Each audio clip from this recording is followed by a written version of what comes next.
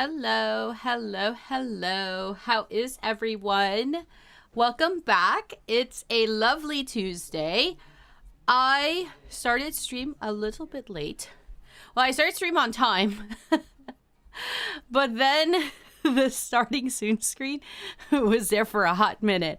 I was eating a mango, and then I decided to feed Crunchy, and I decided to drink some water. So I kind of got a little bit distracted. Hello, hi Retilius. Hello, hello, hi Peachy. How are you? Hi Brett. Oh my gosh, Peachy with the first redeem. My goodness. And also the subby sub for 20 months. Let's go, let's go. Thank you so much, Peachy. I heard the dan while I was eating a mango. Yes, I've been like really into mangoes, and so the last time I went to the grocery store, I just like bought like 5 mangoes. 5 mangoes in the middle of winter. So I'm living my best life. But not all the mangoes are ripe, so I can only eat 1 mango like a day. Hello, hi Cactus Cuddles, how are you? Mangoes are so good. I love mangoes. They're so good. And the last one I like had in the fridge, and a cold chilled mango is just like top tier. Hello, hi Jay, how are you guys? What have you guys been up to? What did you guys do this weekend? I kind of can't remember what I did over the weekend, actually. It's all a big blur. Oh, I had a very chill weekend, actually. Had a very, very chill weekend. I feel like the past couple of weekends has been like go, go, go. And this weekend was very chill. Just had a whole like day dedicated to just cleaning the house, resetting. Because like the whole house has been like an absolute mess. So it was good to just like, I don't know, take the whole day to just clean the kitchen. Because I needed to clean the kitchen. Gotta love a chill day. Yes, I needed it. I very much needed like a do nothing weekend where I had like no external responsibility. And so it was just like really nice. Like we slept late,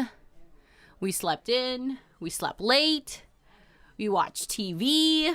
Oh my gosh. We spent a lot of time outside. That was just really nice. It was just like so nice to, I don't know, not have a billion things all due right now.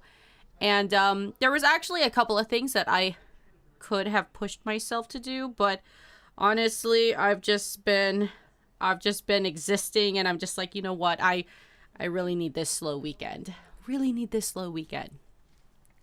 Hello, hi Bayani. Hello, hello. I use a mood tracker, and I've noticed since the beginning of March that I've been very irritated for some reason. Hope that dies down soon. Oh no. I would be kind of scared to use a mood tracker because I feel like I'm a very irritable person, and I am a person who leans on my own negativity. So I feel like tracking my mood would not be helpful.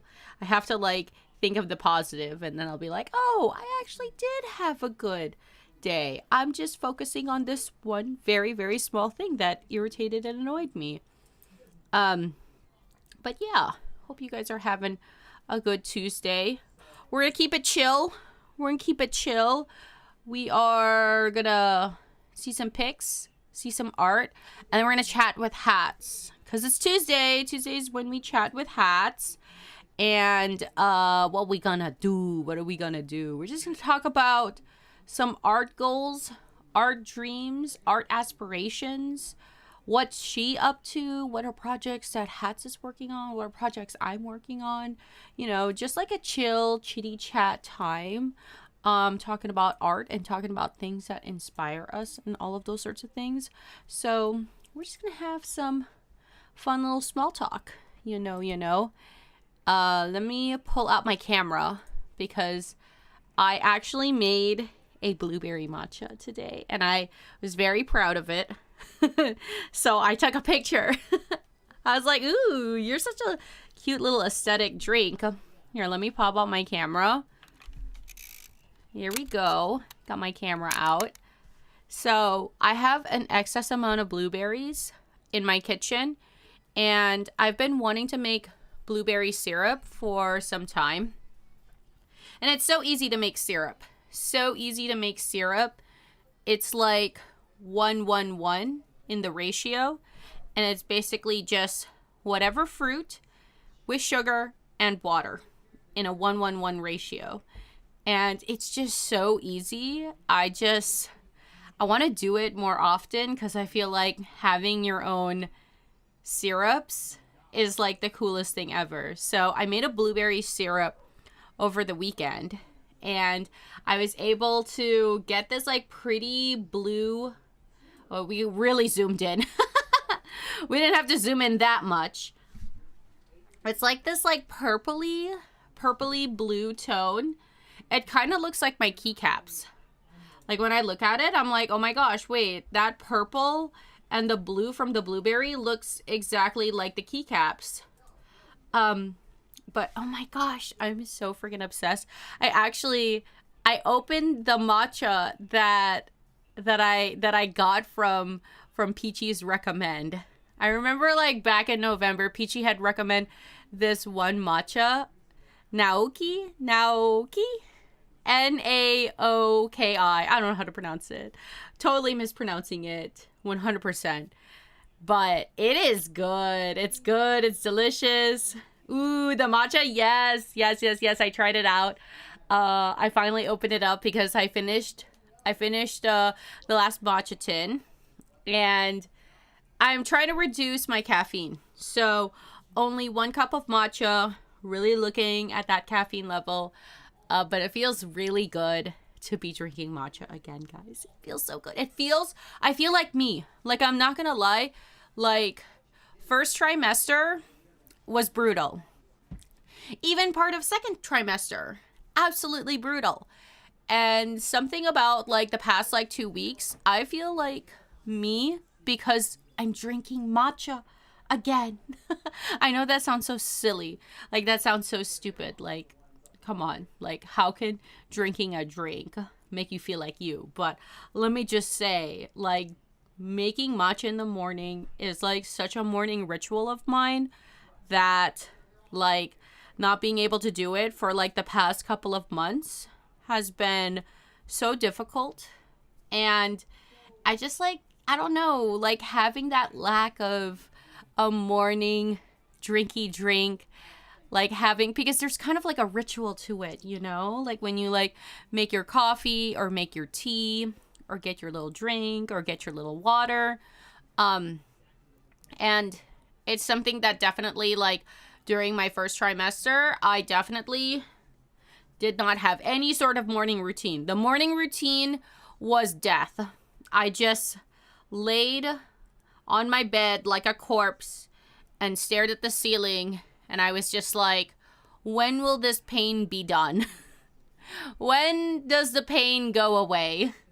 And now, after a couple of months of, you know, the worst couple of months of my life, I now feel like a normal human. And I like feeling like a normal human. It's really nice to feel like a normal human.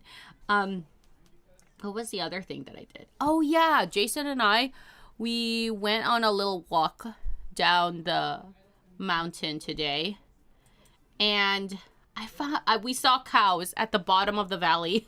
I know it's not that great of a picture, but there was baby cows. They're calves. And then look at the moose. I mean, not moose, the cow.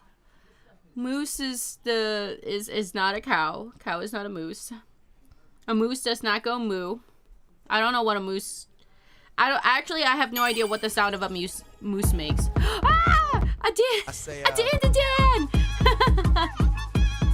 Let's go! Yo. What's good?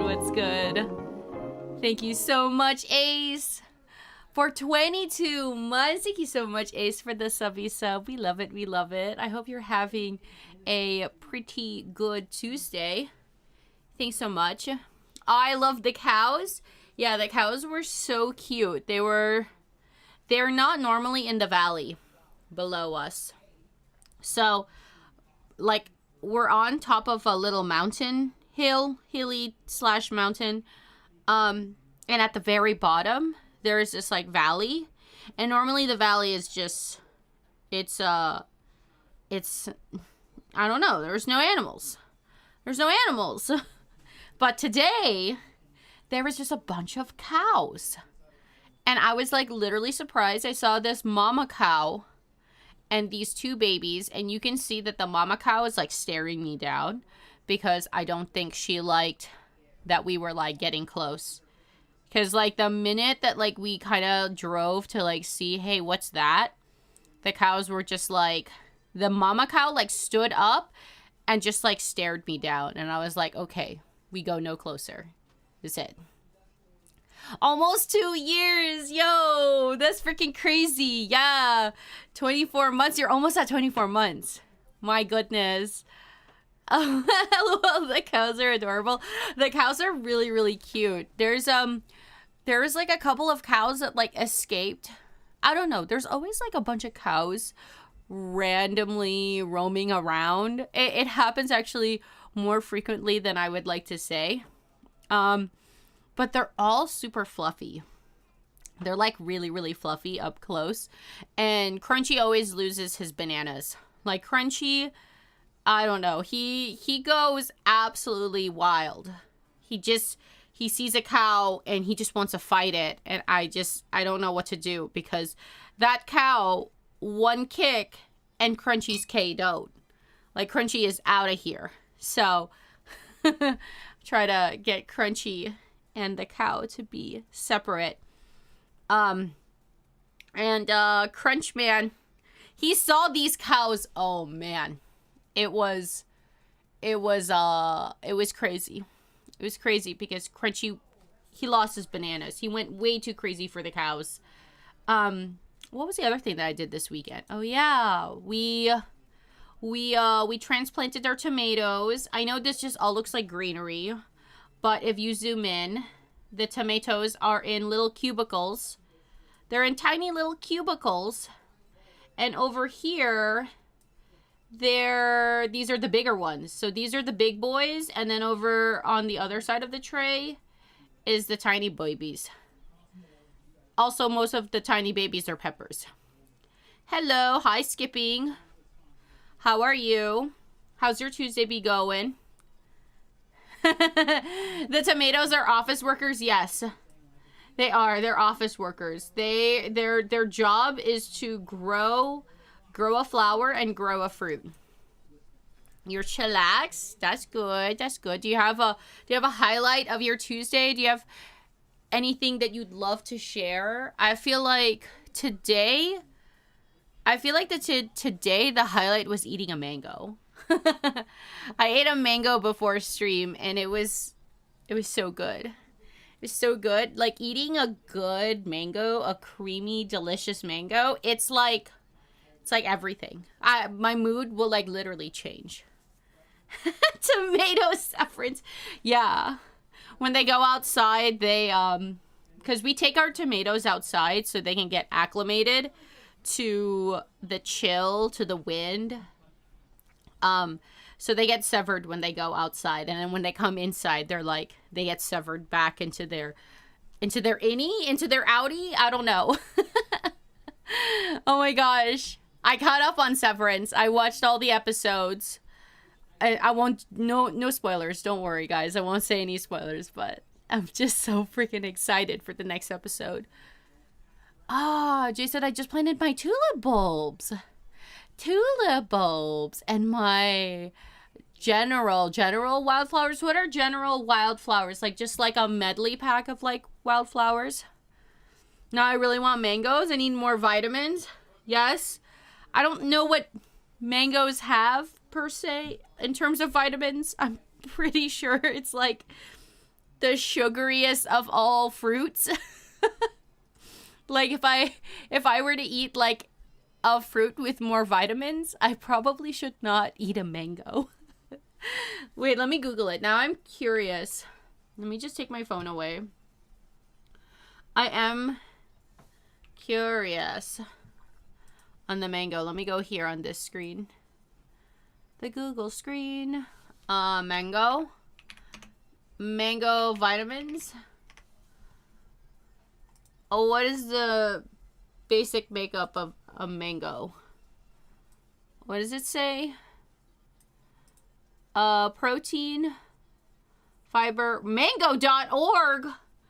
Mango has its own. Wait, I'm so confused.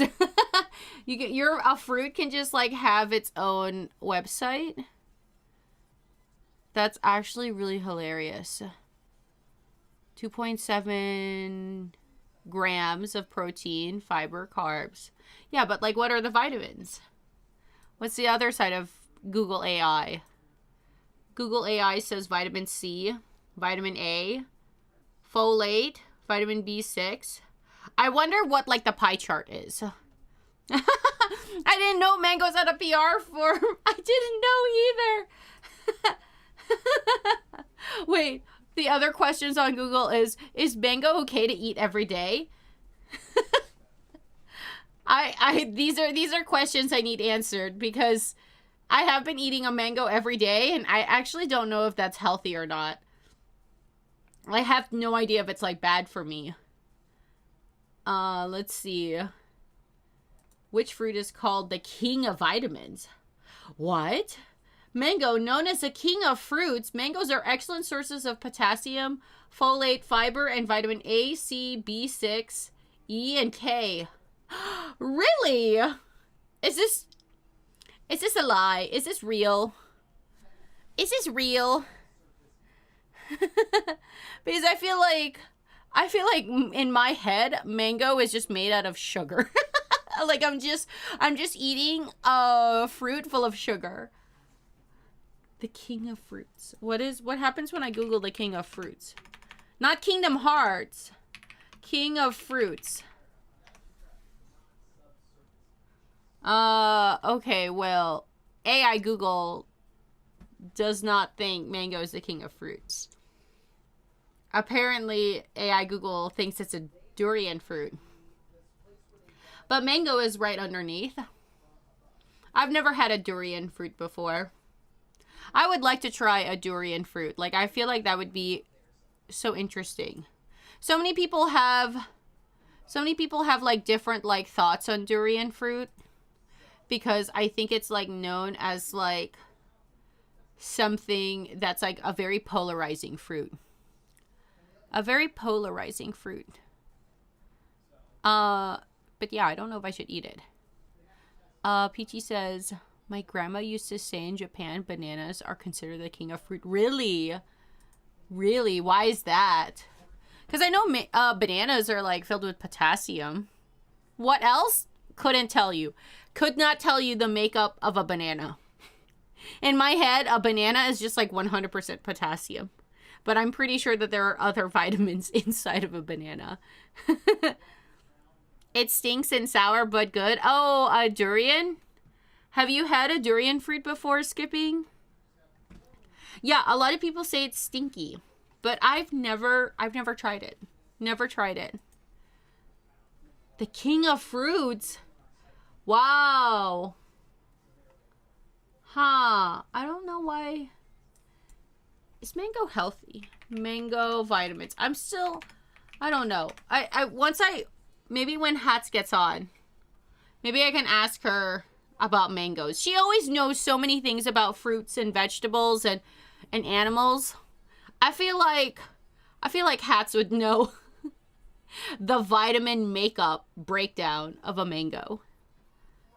All this talk of fruit reminds me that I had blueberries in the fridge. Ooh, yes. You should go eat some blueberries. I've tried durian mochi ice cream before. Oh, that's so interesting. So, but you've never tried the fruit, right? appreciate that you think I would. Yeah, because you know so much about bananas. Don't you know, like, so much about bananas? You know, like, a heck of a lot about bananas. And mango is somewhat banana-like. Right? Sorta, kinda. Speaking about mangoes, Jason made this wonderful, delicious dish. He made picadillo. He made some picadillo and some black beans, garlic, rice, and then I cut up the mango. So good, so delicious. We like soaked like the black beans like overnight. It's like so freaking delicious. The ice cream had durian pieces in it. Ooh, that's so interesting. You got me on the banana thing. See, I knew it. I knew you know so much about bananas. You know so much about bananas. We should have a banana stream. I would love just like a whole stream dedicated to bananas. Because I want to know more about bananas. You don't trust black beans? Why? Black beans are great. They're legumes. Did you guys know that black beans are legumes? Because I didn't know that until I Googled it, like literally a day ago. Because my app told me that I need to be eating more legumes. And I was just like, what's a legume? And I was a little bit confused. And I was like, is a black bean a legume? A legume. They're legumes. No, legume. You know. Here, let me Google it. A legume. You know what I'm saying? Not lagoon. I'm not saying lagoon. I'm saying legume. We'll go on the Google screen. The handy dandy Google screen. Legume. Legume. See? It's a plant that's in a pod. I think that's the definition of a legume, is if it is of pod. If it is born in pod, then it is a legume. They look weird. Nah, black beans don't look weird. They're delicious. All beans are delicious. Knew it all along. I mean, I would believe you. I would 100% believe you. Want to jump on, hats? Want to jump on? wait. Let me make sure I have Discord on. Sure. Okay. Nice. We're gonna get hats on. We're gonna get hats on. Are you guys ready? You guys ready to chat with hats? Thank you. Let me get a hydrate before I call hats. Let me get my water. Yeah, exactly what Peachy said. Peachy said all beans are good. It's all about how you cook them. Exactly. There are so many ways to cook beans. Let me get some water. Thank you, Ace, for the water. I've been severely dehydrated.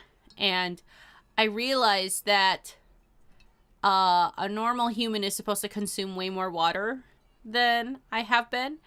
And a pregnant human is supposed to be consuming even more water than a normal human. So I'm trying really hard to drink water this evening. And in general. Double human, yeah, double human. Double human because I'm doubling my heart and I'm doubling my blood cells. It's quite the body. Human. Yeah. Same, girl, same. You gotta stay hydrated. I really do. I really do. Okay, let's get on a call with hats. Let's see if I can get this up over here. Oh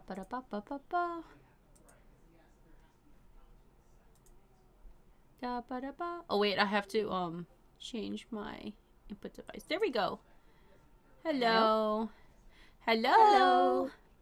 Hello. I didn't Hello. check my audio settings this time. Hopefully, Discord just remembered my defaults. Can you hear me okay? I can hear you. Yes, I can. Let me see if I can. Nice. There we go. Okay. I got you.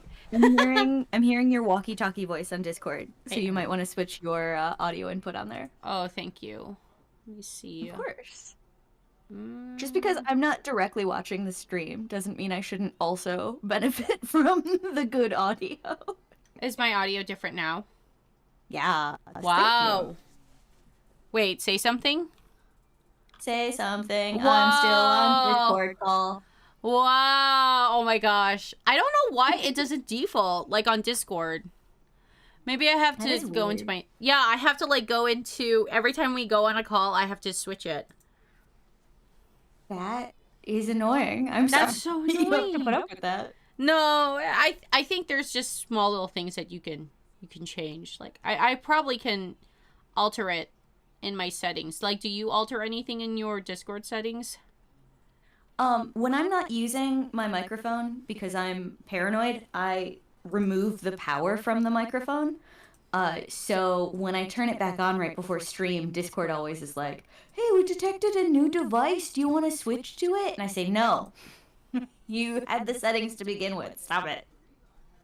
Echo reverb hats. Oh, sorry. Hello? Say something again? Hello? There we go. Thank you. Thank you. Peachy, does it sound normal now? Does it sound normal? Yeah. It's coming in twice. It's coming in twice. Oh, sometimes Video Ninja has audio. But I try not to turn it on. Who knows, though? No, the double audio was actually coming from me because the last time I streamed, I was watching a bunch of TikTok videos, and that goes through my desktop audio. And desktop audio is just like a catch-all of every audio that's happening on your machine. So if I have your Discord audio and I have desktop audio on, then it does a reverb. That's why. Dun-dun! Yeah, that makes sense. Doubled up. Nice. Yep, it's what doubled a professional streamer you're becoming. What? How amazing you are now. Being able to tech solution your own stuff. Audio issue is literally not even fun. It's not even fun. No. Double checking it, triple checking it. You have to rely on chat to help you out on... Is the audio sounding good? Is your voice sounding higher than mine? Like, it's really difficult, like, figuring it out. So... Yeah, you can't see it. That makes it very hard. You can't see it. It's freaking awful. And, I don't know. I have so many technical issues with stream. Like, it just... It, like, what was it? We had the windstorm. Was that last week? That was last week. Oh, See? Yeah, the well-timed power outage. Yeah. Did hats explain mangoes? No. We're talking about technical I know that issues. There's 2 different kinds of mangoes traditionally found in grocery stores. There was red mangoes and yellow / Alfonso / honey mangoes. Honey mangoes. I love those are the better ones, in my opinion. I don't like the taste of the red mangoes, but I will eat like as many yellow mangoes as I can in one sitting. I freaking love honey mangoes. Like, honey mangoes is so delicious. So freaking delicious. What type of mango am I eating? You're eating a red mango, aren't you? Yes. I saw your photo. Yep. Because there's no honey mangoes anywhere. Every grocery store I've gone to, no honey mangoes. What is it? We're not in season for them yet. Okay. I think that they're like a late spring, summer thing. And red mangoes are more like traditionally popular, and so you'll find them out of season. But the yellow mangoes are only like just starting to take hold. When we were in college, you were the only person I'd ever talked to that even knew that there was a yellow mango. Oh, well, it's like really weird because like the honey mango is the default mango in my brain. Like the red mango is like, oh, the inferior mango. Like, we don't look at her. Interesting. And that's because every like Filipino auntie I have has only honey mangoes. Like, we'd go over there and like every time for breakfast there would be a scoop of rice, longanisa, and mangoes. And And for anyone who doesn't know Filipino food, it's basically just eating rice, sausage, and then a ton of mangoes. A great mix. A great mix of flavors. The three essential food groups. Right, rice, sausage, and mangoes. Except like a Filipino sausage is like incredibly sweet and doused with sugar. So it's like that is a thing that I've had to become more accustomed to with both food from the Philippines and Korean food as well. They do a lot of like sweet with savory, which is not. I mean, like a barbecue. I eat barbecue, but there's not as much of that like sweet savory in American cooking. Not on the level of like the Philippines and Korea. Yeah, sweet sausage. Yeah. I feel like a lot of Filipinos add a lot of sugar on like literally everything. Like our spaghetti, sugar. Yep. I was just going to say, I had to explain the spaghetti to Peach Cat the other day. It was like, why? Why are they committing crime? Oh yeah, it's abomination. It's definitely spaghetti remix. Spaghetti remix. Yeah, Filipino spaghetti is like freaking wild. Spaghetti because you can also have it with hot dogs. So well, it's you need like the hot dogs, right? Because you have to have the sliced hot dogs to represent fortune, because they're coin shaped. If you're really extra, then you'll poke all of the uncooked spaghetti through the sausage before you cook it. Shout out, babe. I don't eat Filipino spaghetti too often. I think I only eat it when I like either visit my family in California or a Jollibee's. But the sweet spaghetti is like, it's too sweet. I'm not a sweet person. Well, right now I am. But typically I am not a sweet person. So sweet spaghetti sounds awful to me. I like my spaghetti with savoriness. Savory spaghetti. Savory spaghetti. Before we get too into it, we should play our title screen. Yeah, welcome intro. everybody to Small Hello. Talk. Hello. Hi, I'm here. That's how you know it's Tuesday. That was a great intro. Here, you can make the sound effects. I'm going to play the video right now.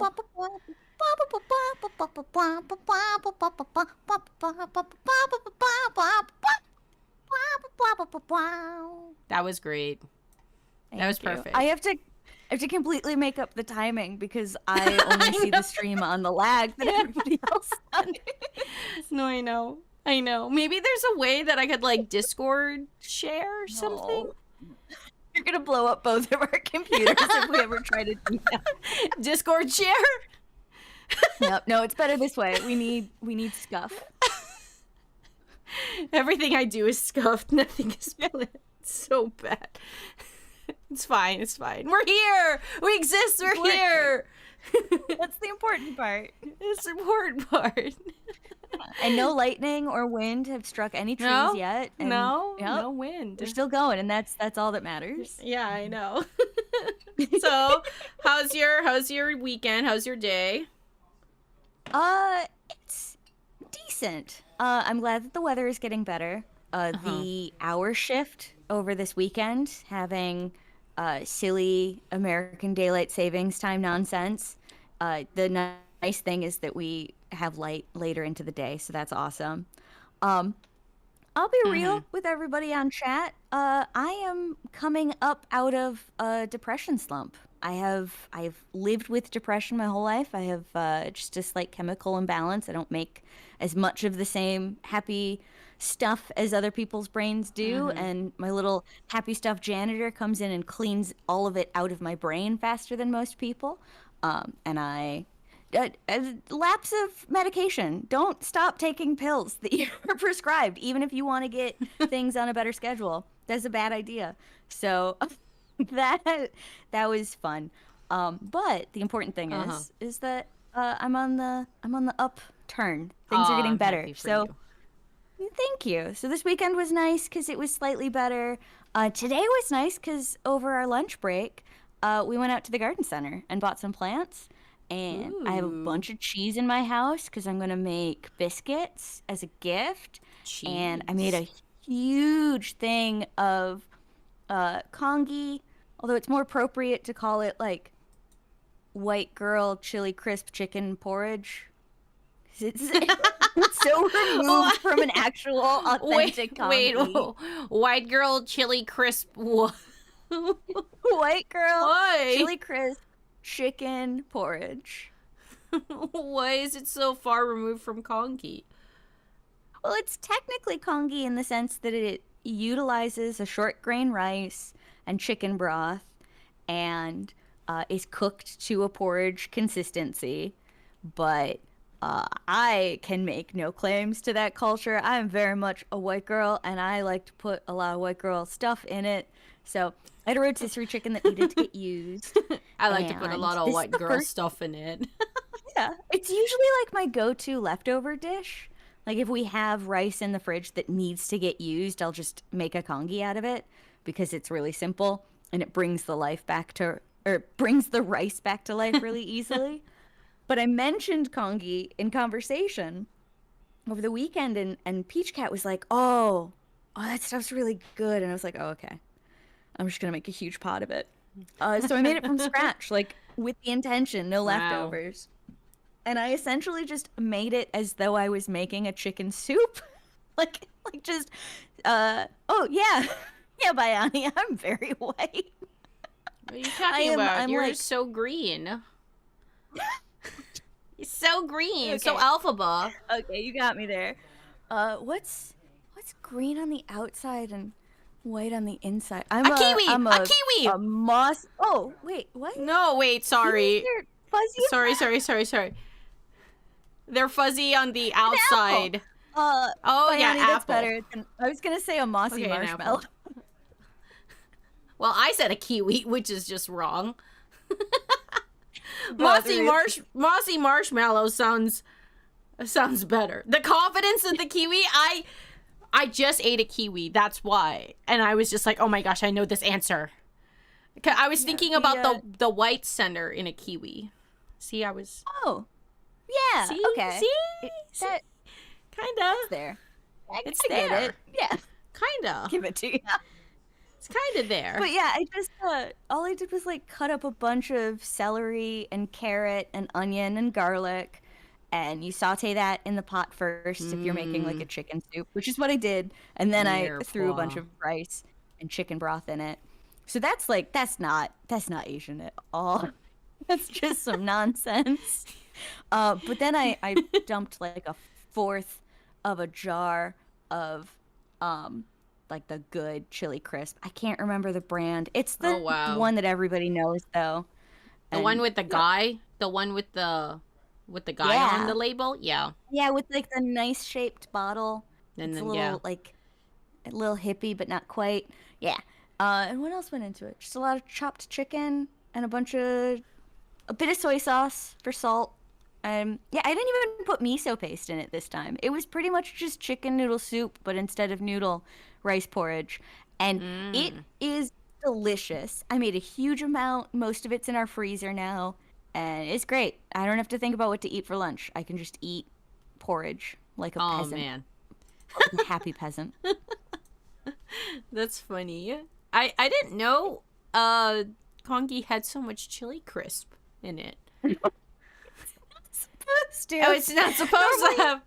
no, most Okay. traditionally, congee is like just old rice, chicken broth, and if you're really like on Uh-huh. it, you might put like a century egg in. That's really common because it's like a nice soft texture that goes with it. The black egg? But yeah, yeah, the like black jelly egg that I've never Oh been yeah. brave enough to try. I've never tried a Yeah. century egg.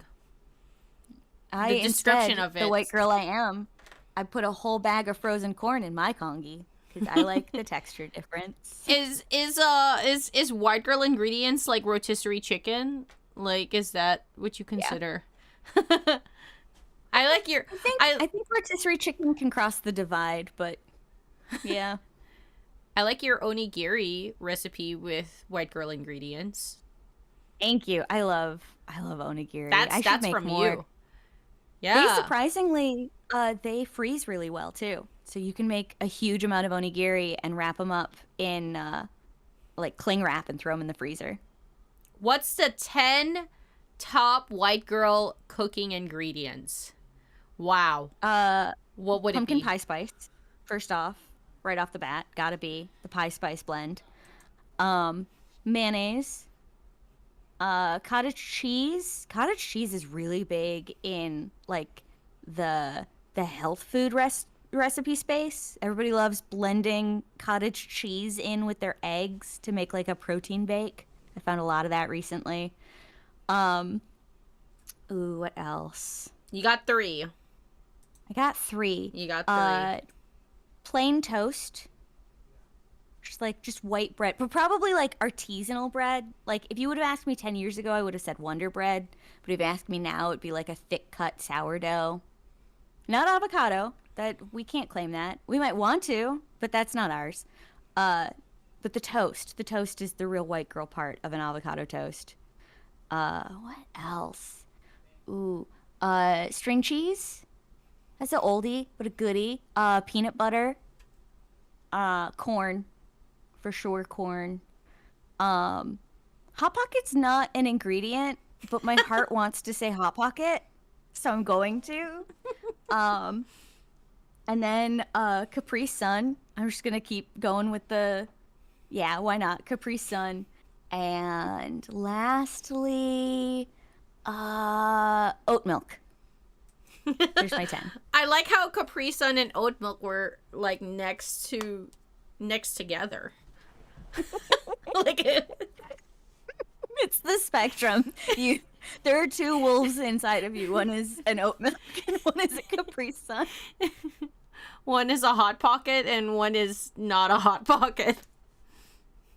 Also, a hot pocket's not an ingredient. I don't care. You can cook with a hot pocket. You can deconstruct it. You can cook If you're with brave Capri enough. Sun. If you're brave enough, anything is an ingredient. The items were really making sense at the very beginning, and then they started to not make sense at the very end. I ran out of good ideas. I could have maybe swapped kale, but I feel like kale has been co-opted. Kale's just a nice like Italian ingredient. There's a lot of good kale stuff outside of white girl stuff. Are you gonna grow kale this year? I have seeds for it, but no, I'm really picky about putting any big leafy thing in the beds. Peach Cat has a hydroponics tent. That was a thing that he had before we were together. He used to grow like bok choy and lettuces and stuff. And bugs love to eat greens. So I would rather grow my greens in a tent inside of my house where the bugs are less likely to get to it. Yeah. Peachy asks hydroponics. Yeah, like a big bathtub of nutritional soup, and instead of giving your plants dirt, you give them a little raft of rock and cups and architecture, and then they eat the soup when you let them, and then you take the soup away so that they struggle for it, and then you give them the soup again so that they don't die, and then you take it away so that they struggle again, and then they grow really big and strong, and then you eat them in like 2 weeks, and it's great. Soup? I thought it was water. It is water. Oh, It's okay. plant soup. Right. It's not just plain water, though. It has to have like all of the nutrition that they need because you don't give them soil. So you have to like, it has to be a perfectly measured soup to have just all of the stuff that they need. That makes sense. I mean, it's not hydroponics, but I ripped my orchid that was like dying, and I actually dunked it in like some water. I like cut all the dead roots, and I'm trying to like water stratification its roots. That's not the right term, but I'm trying to like encourage like new root growth. And I like Nice. saw somewhere that like, I don't know, dumping it in water would do something. And I was like, well, you're going to die anyways. So Yeah. that's how not Peach hydroponics, Cat though. waters all of his orchids through a submersion method. Submersion? We don't water the orchids. Yeah, we don't water the orchids from up top. He will fill up one of my soup pots with water from the tap, and then he'll leave it out overnight because chlorine will come out of solution. Basically, all drinking water has chlorine in it, right? Because it's good for us in small measures. But it's not good for the orchids. So you let the water sit so that it's closer to a distilled water. And then the next day, after it's had the chance to sit, he just puts the whole orchid pot in the pot of water and lets it absorb all of the water that it needs, and then pulls it out after, I don't know, like a half an hour or something, and puts it back onto its little orchid shelf. He's quite good with orchids. Jason's really good with orchids, too. He's really good with orchids. And I think it's because they maybe do the same thing, because Jason does a lot of water technique with them. Like, he doesn't do an ice cube, or he doesn't do Oh, yeah, the ice cube thing is so stupid. Yeah, why is that? Why is that a thing? Because it's easy to brand. It's really easy for orchid sellers to put it on a little tag to be like, this is the perfect gift. You don't even have to think about it. Just put an ice cube on it. And then, you shock the plant with cold and it dies. And they're like, oh, I'm so sorry. Try again. Buy another orchid. It'll be fine this time. I promise. You think it's because of marketing that the ice cube is the way that it is? I think somebody probably came up with it as like an idea that they thought was good. And then, I think that orchid marketing picked it up and ran with it. Because I've seen the tags in grocery stores. Big orchid. Lots of people go crazy over orchids. They're fun. They're just a neat looking plant. It's unusual. I get it. Have you seen people like mount orchids in like really fun ways? Like, oh yes, on like the internet, I've seen people like hang big branches and like nestle them inside of a big log. Oh, yeah. So cool. That's really cool, right? Like, I think because like orchids kind of have like a Florida environment. Natively? Yeah, they're usually a tropical species. I think that there's exceptions to everything. But for the most part, orchids grow on other plants. They grow on other plants. I didn't know that. So like a tree. That's why they're... exactly. Okay. Like in the wild, an orchid would be like in the crux of a tree. Yes, yeah. That's why I see like a bunch of like people mount their orchids on tree trunks or tree bark or like a tree branch, and they like decorate it. Like they almost like landscape it in a way, and it looks so dope. And I'm just like, how can I do that? Like, how can I do that? And I'm just like, nah, I don't think I can do it. Like, you need it to look nice, but you also need to be able to take it out of the space as well to be able to like water it or replant it or fertilize it. Or Britt asks, is it parasiting? Does it? Nope.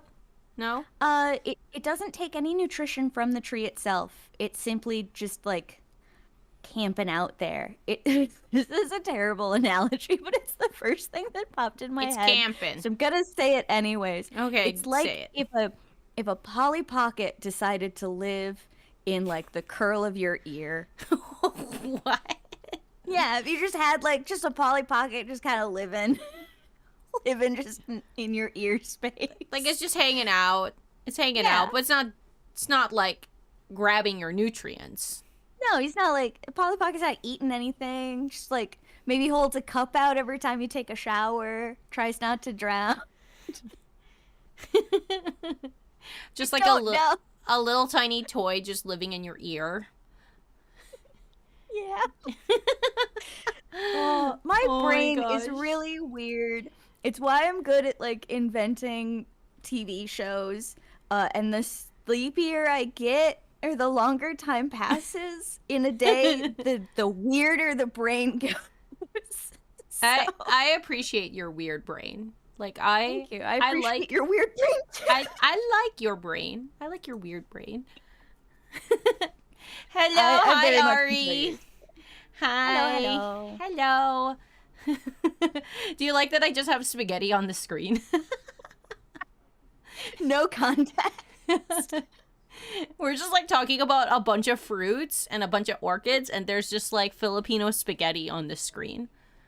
And I'm just like, In case our brains get hungry. oh my gosh. Oh my gosh. Well, anyways, I had an impromptu topic, and this stream is just gonna be kind of like a chill stream, just like talking about art and whatnot.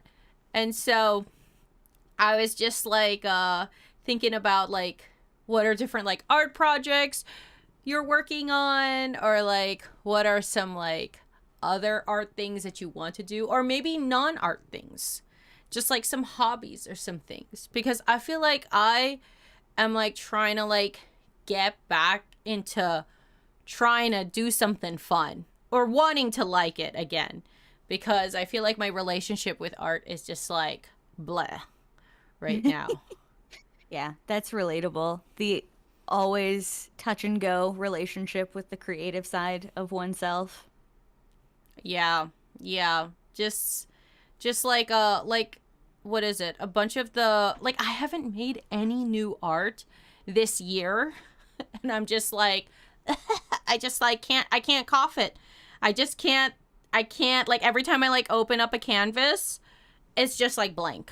And then like I doodle something and it's just like Yeah, see, okay, I'm gonna call you out right here what? to start with.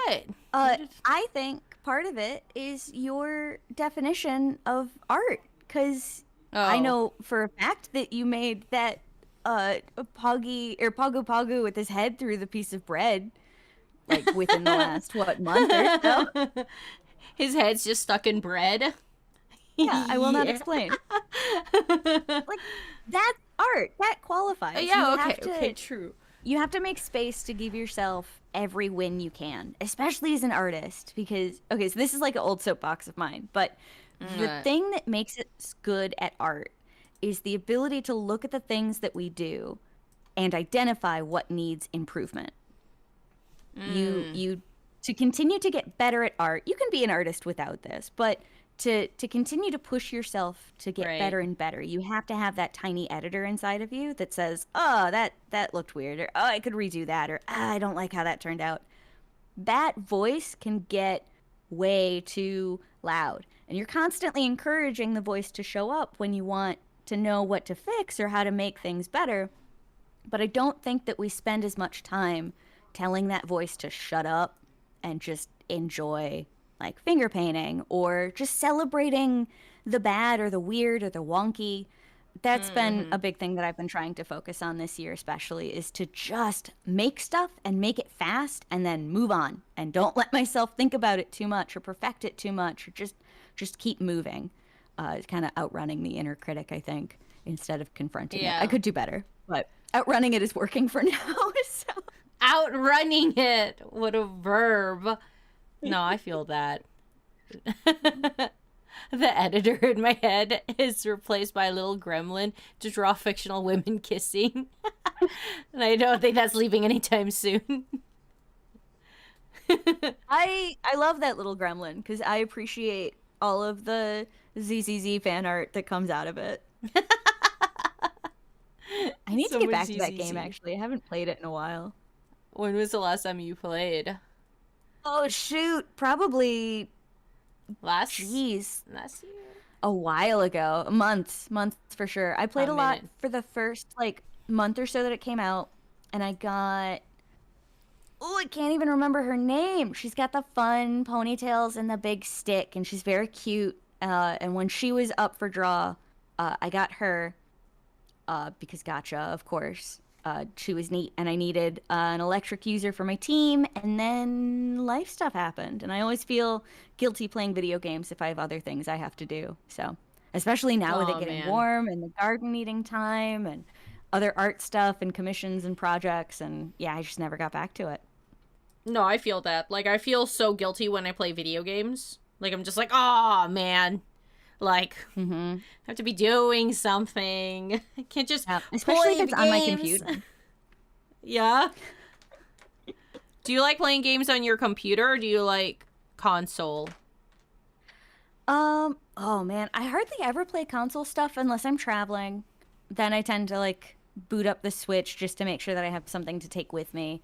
I've gotten really into games on my Mm-hmm. phone and my iPad especially, because the iPad is nice. I finally got a new iPad. It had been years. I think this is the first Yay! time I had an So iPad that's happy. all mine and not a hand-me-down. I love it. It's so good, but it's also more capable for games. So I've put a couple games on there as well.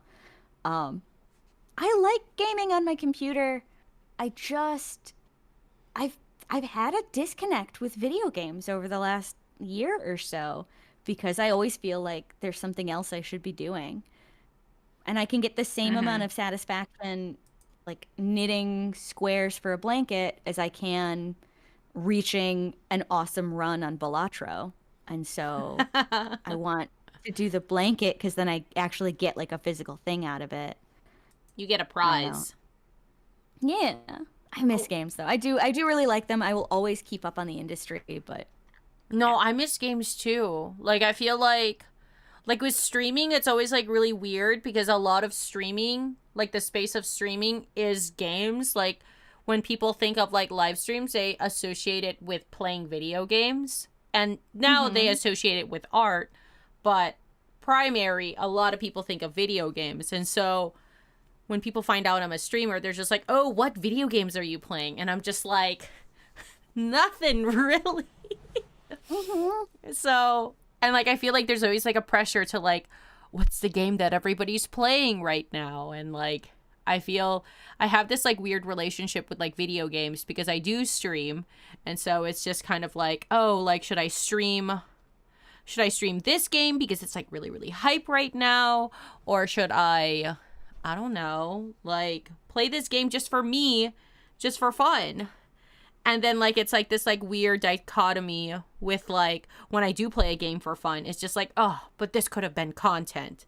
And then I'm just like, no, why do I think that way? Like I should just like if I want to play a game, like I should just play a game on my own.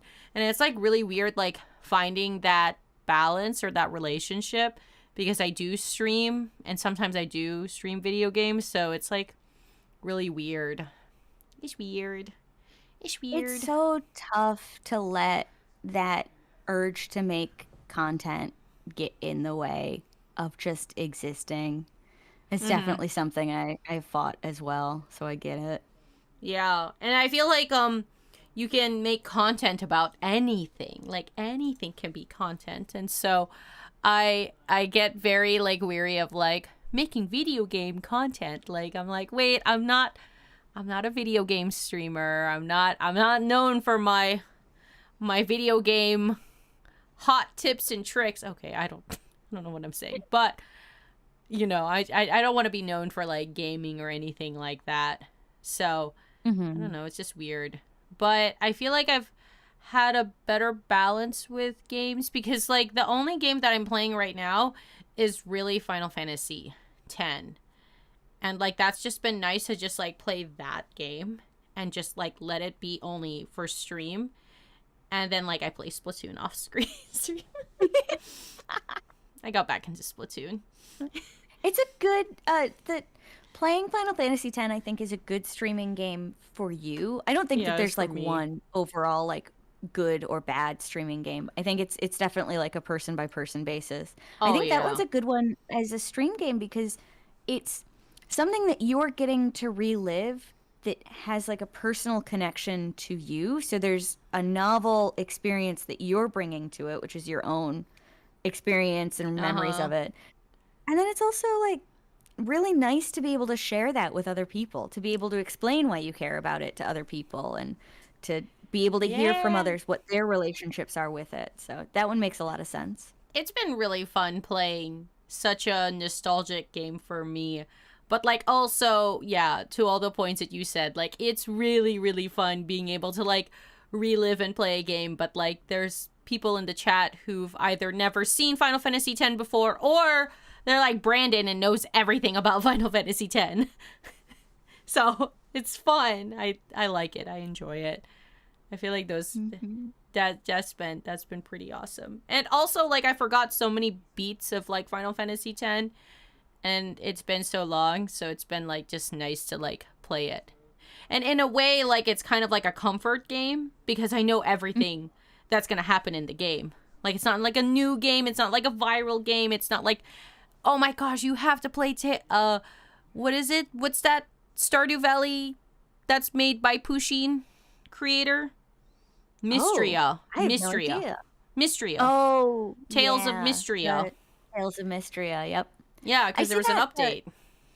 Something similar, joking about that in other streams for like the big creators that I watch. Every once in a while, they'll get pushed to be like, "Oh, you have to play Disco Elysium," and like a lot of that is it's a similar thing that I think that you faced with Undertale too, is that people want you to play their favorite game, and then they want you to do all of the same things that they did and make the exact same choices and have the exact same experience.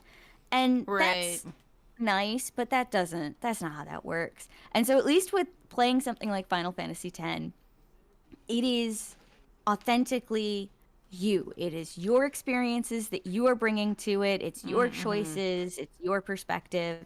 And because it is a classic game and, came out so long ago, there isn't that external pressure of people expecting you to play it a specific way. Britt said, I got back into Stardew Valley recently because I want to garden so badly. I really wanted to get back into Stardew Valley. I turned on Stardew Valley. All my mods are broken. Oh, and you have so many. I have so many. So I was like, dang. Oh, that's rough. I was like, It's real rough. I was like, because I kind of was like, what if I just do some Stardew Valley? And then I was just like, nah, all the mods are broken. You have to update everything. I was like, I can't do this. This is too much things. Yeah. Oh, you want to play this? Cool. Play an hour of tech support first. Oh, I couldn't do it. I was just like, I've been playing on my Switch. Like, I have not actually been gaming on my actual PC. I feel so bad because I got the PC2 game. But I've just been buying things on my Switch. Mad. Yeah, it comes and goes. You gotta be able to switch between your platforms to really get the experience that fits wherever your life is at. I get that. I feel like I associate the computer with work. And because I have work, like animating, illustrating, like doing work and job, and it's hard for me to just like play a video game on my PC because I associate it with a job. And so I feel like I've been defaulting to my Switch because it feels like a complete departure. Like, oh, okay, like this isn't work hours. This is my Nintendo Switch. And also you have that really sick setup where you actually can just pivot and go to your big screen. So I don't have that. Well, I really wish. TV. Yeah. You have a big TV when you're like, oh, all I have to do is go here, and then you're in couch mode. Yeah, couch mode makes the difference for sure. And now that I have a wireless controller for it as well, I've been on a big HoloLive kick. It comes and goes in waves. I'm always a big HoloLive fan, but sometimes I like mega dose in it, and then I go back to ignoring it for a while. Yeah, so I've been in a huge HoloLive hole, and part of that was playing they have like a Vampire Survivor version game, which is all HoloLive stuff, and being able to just turn off my brain and watch the pixels explode on my screen has been great. Hi, Brandon. Hello. Yeah, we were just talking about Final Fantasy X, and I mentioned you. Yeah, because I really like you helping me while I play Final Fantasy X. Because I'm too dumb potatoes to play it on my own. We're just talking about video games. We're talking about video games, and I don't know what else. Video games. Consoles, and not feeling guilty playing games. and what form of games that you like, whether it's like on the Switch or on your computer or on your like mobile devices. Yeah. Yeah, yeah. Well, yeah, we were originally talking about games because I feel so guilty when I play video games when I should be doing something like cooking or being outside or because I don't know. I don't know why I associate a video game with like being lazy or like not doing the thing that I'm supposed to be doing. Maybe because it sucks me in, like really super sucks me in. And then like I can't break away from it. Like it's like hard to like break away from it. Because I feel like it's easier to break away from like doing an art project or something like that. Oh, I have a terrible time breaking away from art because that ooh, I go so tunnel vision when I'm working on stuff that I won't remember I have a body or need to eat Oh or my gosh. pee. You go tunnel vision. Yeah. Oh gosh, yeah. Yeah, I zone out.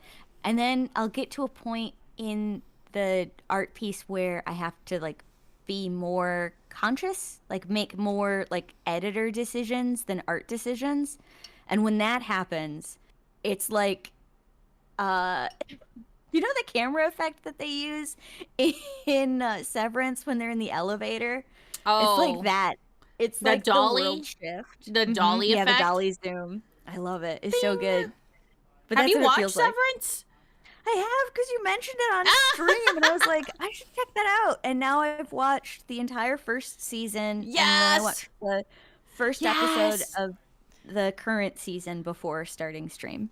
Okay, so what do you think? Like, what is your thoughts on it? Yay, Oh, nay, it's hate it, great. love it? It's great. It's absolutely fantastic. Um, we so Peach Cat and I spend every waking second of our lives together if we can help it because we are gross. That means that television stuff gets a little tough to schedule because we don't watch dramatic stuff in the evenings when we're hanging out. We watch like Smosh and YouTube poop and goofy stuff like that.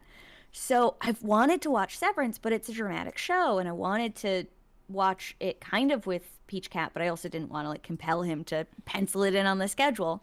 So this kind of happened months ago when he wanted to watch Shogun. He just started watching it on his own, but I liked being in the room when he was watching it because I wanted to Uh-huh. keep up on it. So I started just watching Severance on the TV when he was in the room doing other stuff. And I was like, I'm just going to put this on. I'm probably going to talk about it out loud, but you have no expectation to watch it. But I'm also not going to watch it unless you're in the room too. And he was like, yeah, okay, that's fine. Cool. And it started like that for the first like 4 or 5 episodes at least. And for the last 2 or 3 episodes that we have watched, he's been on the couch with me. We are glued to it. So, That's so funny. yeah. I can't say that I also Uh-huh. got addicted to Shogun in the same way, but I did need to see all of the key points. So, I guess it kind of works. Is But yeah, Shogun on Hulu? Is it something that you watch on Shogun Hulu? is on Mm, HBO? Hulu. Yes, Hulu.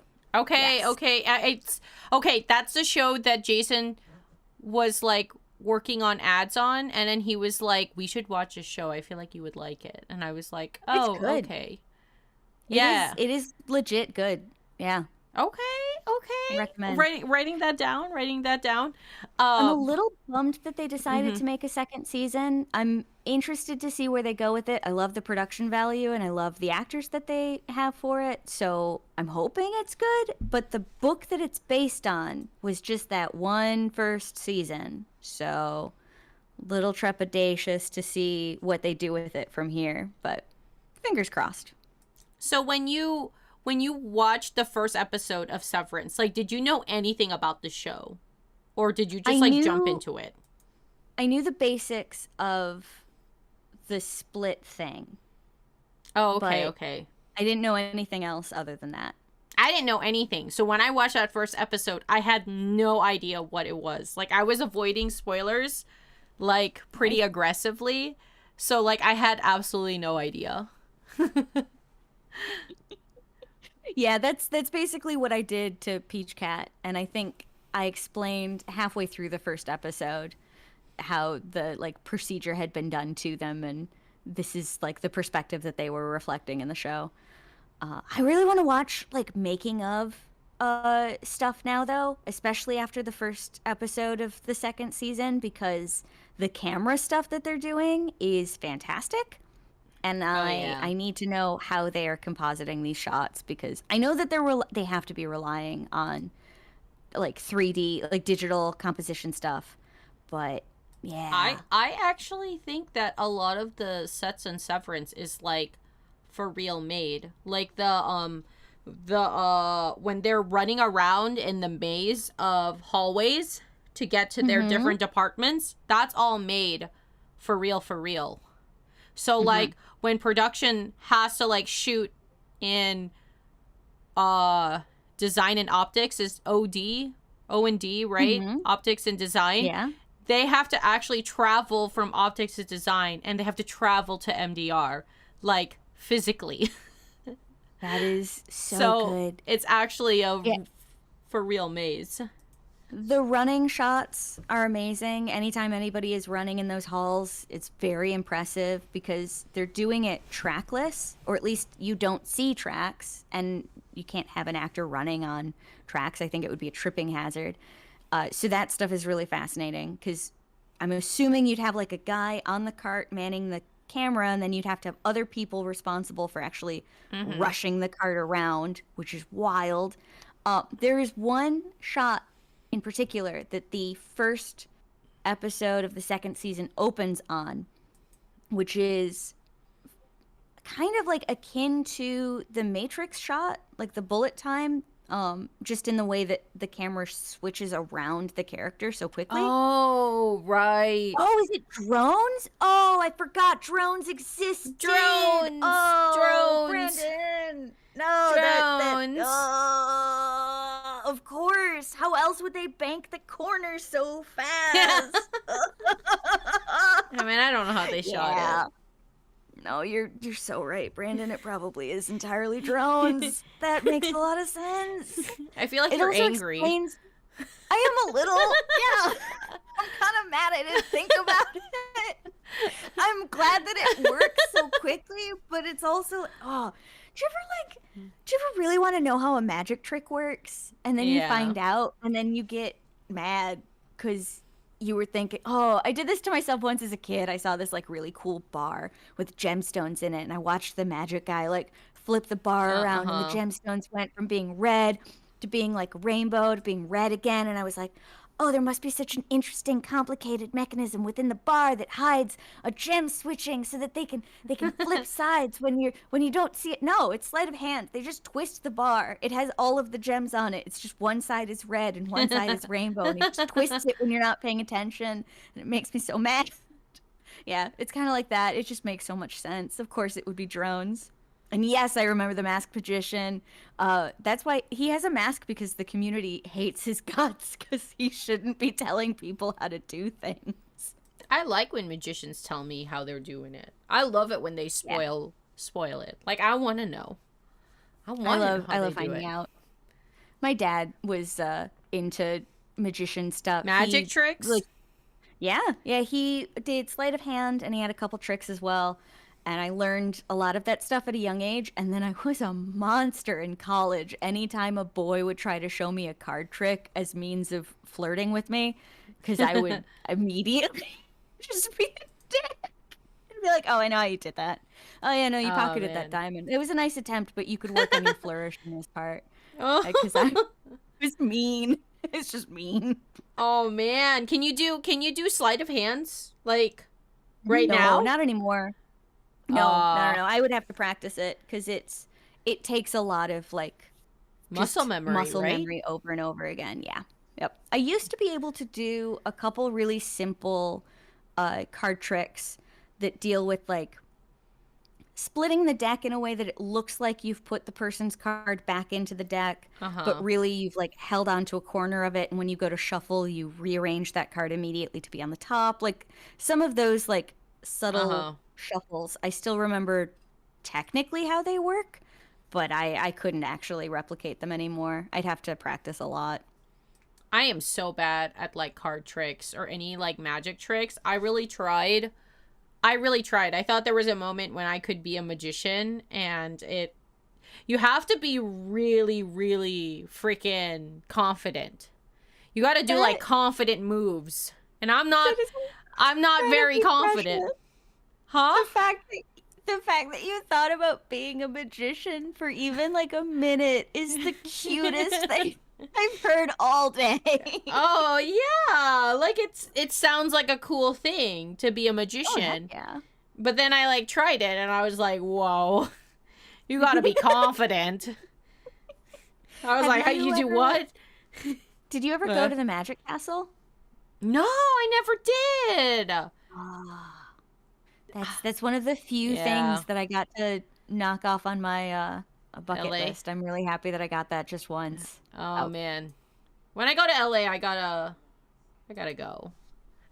Mhm. I gotta. So many people talk about it. It's pretty neat just to be able to say what it's like on the inside because I'm going to say this right now to anybody that hasn't been there. It's not all that special. It's really just like it had its heyday probably in the 90s. It is like any magic trick. It's more about the charisma and the distraction than it is about what's actually there. And if you pay too much attention to what's actually there, you'll see, oh, the paint's chipped or the carpet's stained and the food's not that great. But it's a neat experience just to be able to like to do just once. Yeah.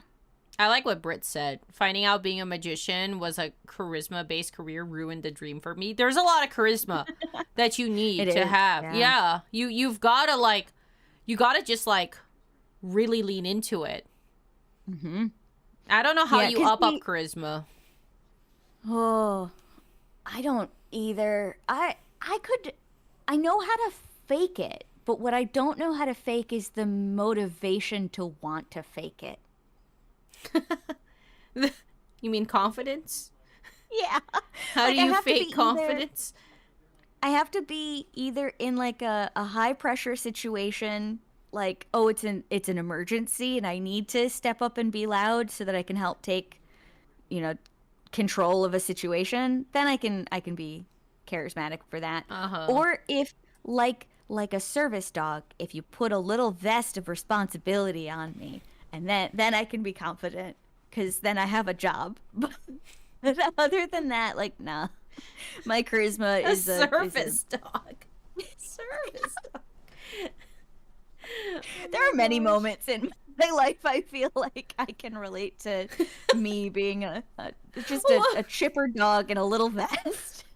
There are many moments in my life in which I relate with a surface dog. No. Yep. Vest of responsibility. Uh-huh.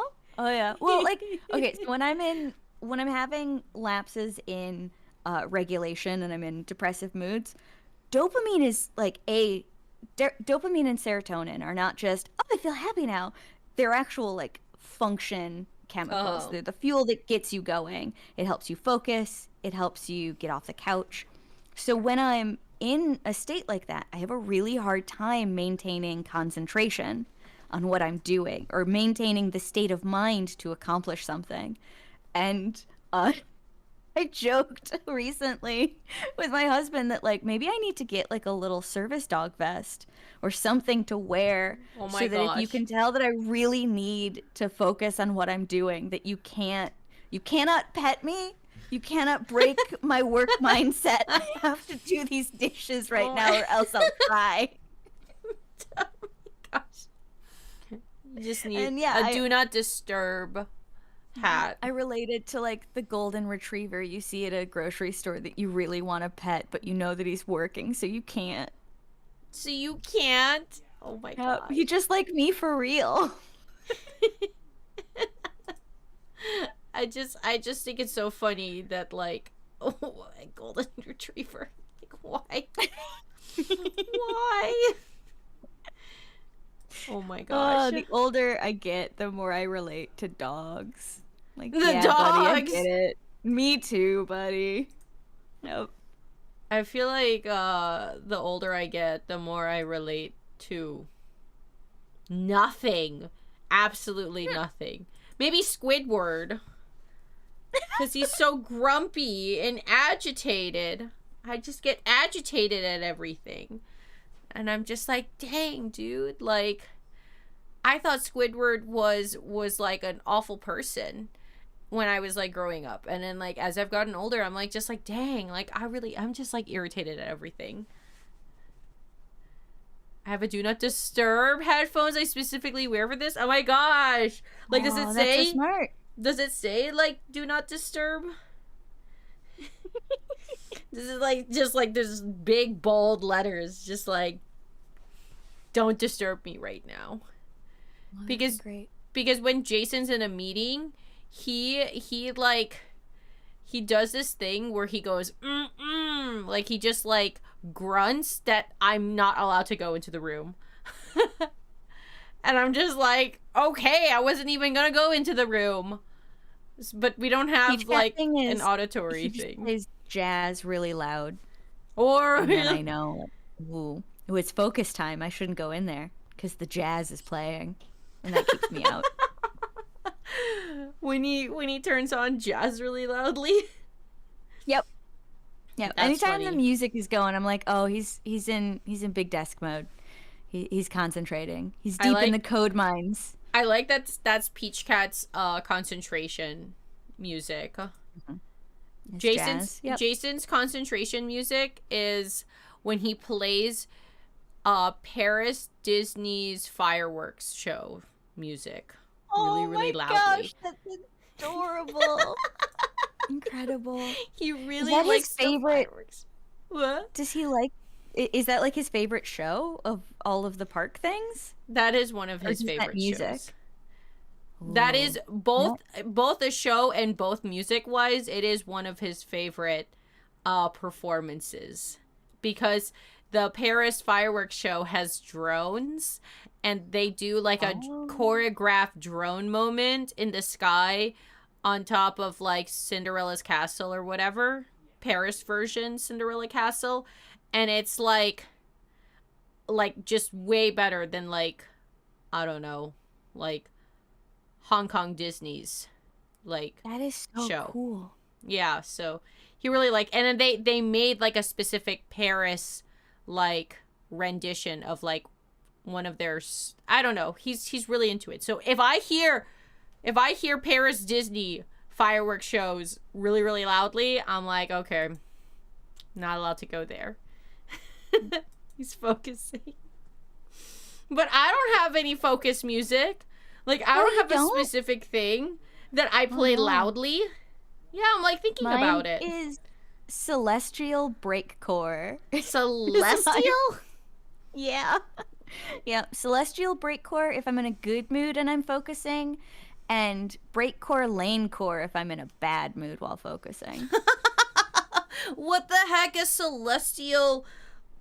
What core? What did you call it? Breakcore. Oh, breakcore. I know break. Yeah. That's like hype music, isn't it? Yep. Yeah. But the Celestial stuff is like it's just like a little bit more ethereal, a little bit more like girly, a little girly, bit more like girly? like GOT's Web Angel. Yeah, it makes me feel like I can accomplish stuff. I do love breakcore. Like I love the hype music, but sometimes it's too hype. Like I want the hype, but I don't want it hype all the time. So I have to check that out. I didn't know the celestial part made it like it mellows more it out dreamy. A bit. Yep. Yeah, I can't do lo-fi. It's too sleepy. Either. It's too sleepy for me. Yeah, chill hop and lo-fi, I feel like I've listened to too much of it at this point, or I've heard it in YouTube videos too much, where just like it has too much context now. I can't have it in the context of studying because it has its own context. Yeah, no, same. I've out lo-fi'd myself to the point where I'm just like it's too sleepy. It's too sleepy. Mm-hmm. I can't do it.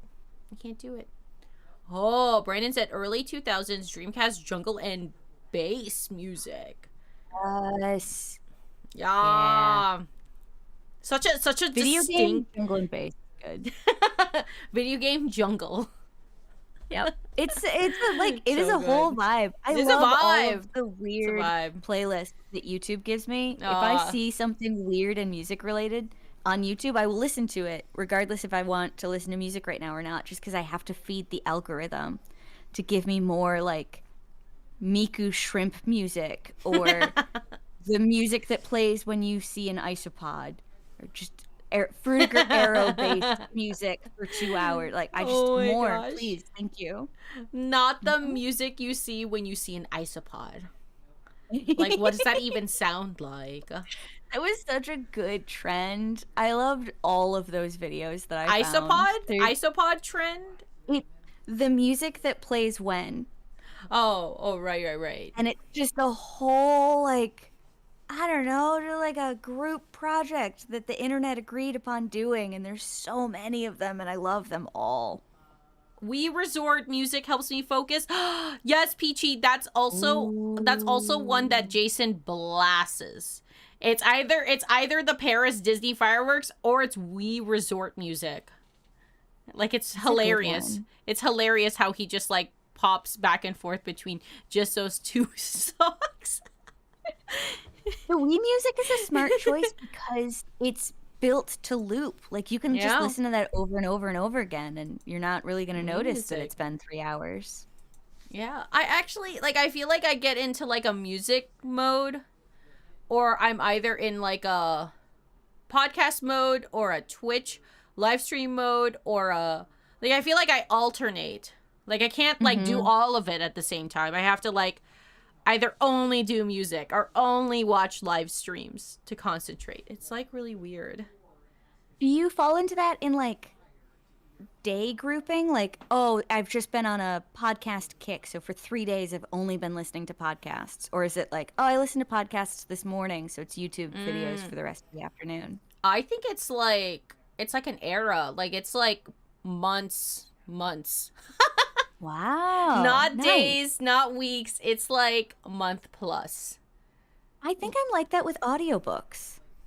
Oh, really? Yeah, where like I will most of the time it's YouTube videos. And I pay for the YouTube subscription because I watch YouTube more than anything else and I like having a queue on my phone. So I will queue up like 4 hours worth of videos on my phone and then I'll just go about the day doing dishes or cleaning the house or cooking. But I'll get to a point where I've just super saturated my brain on videos and then I'll have to detox by spending like 3 months doing nothing but audiobooks and I end up binging like 20 books. It's insane. And then I'll get tired of That's that and I'll funny. go back to like, I don't know what's happening in the world. So I have to watch YouTube videos again. Just a saturation. Just like a Yep. saturation level. That's funny. That's what happens with Hololive too. I'll get really into it and then I'll watch too much of it and I'll have to detox for a while and then I'll forget that I hit critical mass on it. I'll be like, I wonder what the girls are up to and I'll get back into it really heavily and the cycle repeats itself. Is there something that you do like regularly, like without a doubt, all the time, Ooh. or do you do That's cycles? I think I just cycle. Yeah. I can't Yeah, think of anything that I like do completely. Yeah. that you just like completely like live die forever like always. Yeah. I I think I catch cycle up too. on Dropout when they have new shows, but that like naturally cycles me out because they don't always Right. have content. I'm a big fan of the Green Brothers, the Nerd Oh Fighters yeah. stuff, but even then I don't like I'll get into moods where like, oh yeah, I need to see Hank and John every day, so I'm going to check out their videos as they post them. But then even then I'll fall off of that habit too. Do you Man, I need don't even something? brush my teeth consistently. Yeah, I always have to have something playing to keep Uh-huh. myself on task because I have to establish the task. So like I put myself on the Uh-huh. track for it, and Yeah. then um, And then once I'm like in the mood or in the mode of doing the thing, I have to have audio of some sort to keep my mind from wandering. Because if my mind wanders, then I'll go and do something else or I'll get distracted. Oh, Yeah, I Brandon, you're feel right. that. I do pretty consistently every week. I will watch their latest Reddit story post. I'm enough of a Smosh fan that I haven't seen this weekend's yet. But yeah, usually at some point in the week I will watch the or Reddit story specifically. Smosh. Yeah, we're a Smosh YouTube? house. YouTube? Yeah, Smosh is old YouTube. Oh, okay. Um, I didn't know if if it was a you new Smosh or something else. no, yeah, classic Smosh. They're still at it. They have a really fun ensemble cast. We have a couple friends, or a couple friends. Jeez, we have a couple parasocial favorites. Goodness, that was a weird slip. Um, and yeah, we pretty consistently will watch Smosh as like a wind down thing in the evening, just because we like the personalities and the silly stuff that they do, and they have so much content. There's always something new to put on. And Oh, you're that's right, fun. Brandon. I'm surprised that because I'm not surprised that you watch it. I think I knew that you were a Smosh fan too, but yeah, we have not talked about it. I will definitely hit you up when after I finish the latest freaking Reddit stories one because I love having opinions on all of the Reddit stories they read. What is the I don't know what it is. Like what is the Reddit stories? Like is it like a series that they do? Yeah, it's so it started with their live streams when they did Twitch during COVID. And then they turned it into its own like segment thing. So every Saturday, I want to say, they post a new episode. It's usually like an hour and a half, maybe 2 hours long. It's like a long recording. And the host will read the host will read a story, and then he'll have two people on the couch they'll talk about it afterwards, and then they'll read another story, and they'll usually get through, I don't know, like 4 to 8 of them, depending on the theme. And usually there's a consistent theme across all of them, why they've been like chosen. And Okay, that's yeah, fun. I want to say they're like one of the top 3 broadcast or like content things that covers Reddit stories Really? online for external consumption. Yeah. Okay, now I gotta watch one. Which one should I watch first? What should I watch? Ooh. What should I start? Any of them really. Just jumping in is fine. jump in? Yeah, because there's no consistent. There's not like a carryover theme, so yeah, I would just pick one that looks appealing to you, Interesting to me. or yeah, like they'll usually have a title like, oh, this one's all about wedding stories, or this one's all about cheating. Oh, or, okay. Yeah. That's cool. Okay. I've been really getting into like Reddit. Like I really love it for like tips and tricks and like people's opinions on things, because it doesn't feel like I don't know, like you're trying to like clout chase, or you're trying to like win internet points by going viral on like TikTok. Like it just feels like people are just like talking and just like sharing what they know. And so I've just been like, I'm not even like a Reddit user. I just read Yeah. people's conversations. There's lurking. That's the way to I'm do mad it. lurking. Don't become a redditor. That's cursed. That's terrible. It's toxic. Don't live there. It's a place you vacation in, you visit, and then you go home.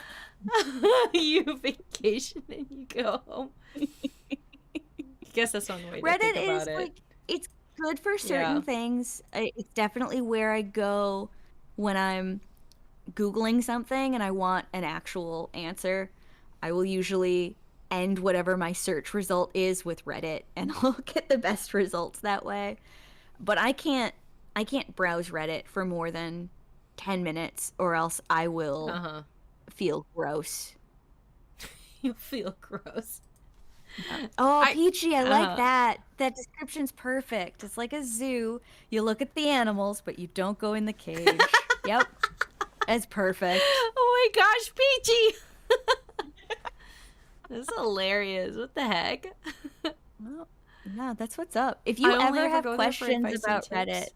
Yeah. you can Same. always ask Peach Cat because Peach Cat has a lot more experience with the space and knows how bad it can be, but also is, there's plus sides. You just gotta know where to operate in it and what to avoid. So, what type of do you have any like different projects or anything that you're cooking up in your brain? I feel like you're always doing something that I didn't I even know you were always doing. have. I have too many projects, always. Um, so over the colder months, we tend to do more tactile crafts inside. Uh-huh. So I have a I have a unit of guys from Warhammer that I've been working on, which is a really fun way to play with acrylic paints. It kind of scratches the itch that nail polish used to scratch for me, Nail but it polish. Do you yeah, use nail I got really polish? into yeah, I was really into painting my nails for a while. I don't like the sensation of my nails being painted, but I like experimenting with nail polish and I love shiny stuff and gloss. So that was fun. But it's also a pain in the butt because it's on your hands, and I'm a very tactile, sensory person, so no bueno. But painting little dudes, same sort of itch. Painting little I've got dudes.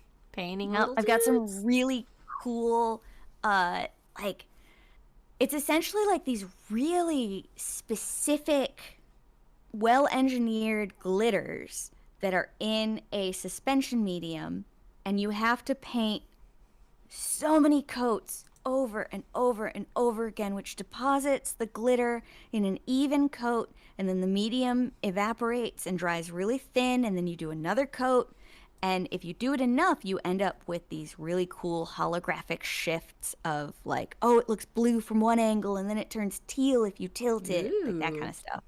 So I've been That's having fun with fun. those. And it's neat to Wow. have a medium that's different from what I would normally do to kind of shake up how I think about color and where I find satisfaction in art and like just to do something different but still art is nice. No, So that's I got to so finish those cool. I guys. love that. Yeah, they're fun. That's just been occupying the kitchen table for a while. I The have kitchen table. a yeah, the art table really. The art Um, table. Well, I've got a crochet blanket that I've been working on since October because it's kind of a stress sink. It's nice to have something to work on Oh when I yeah, get your crochet overwhelmed by blanket. the world. So, yeah, the squares are done and it's getting unified, which is cool because it's closer to being done, but it's not cool because it's bigger and bulkier and harder to manage. So, and I also haven't been stressed as much because stress lives in more of an anxiety center, and that is a different place in my brain than being Mm-hmm. sad. So, I'm sure I will. As things balance out, I'm sure I will be anxious again. The blanket will get more work on it. Yeah, Yep. no, Uh, anxiety and depression are like two different parts of your brain. yeah, they're opposite ends of the spectrum for sure. And then I have uh, Radio Free Moon, which Yeah. is still a thing that I poke at. I'm intimidated by the point in the project that I'm in right now Mm-hmm. because I'm not good at color. I don't know.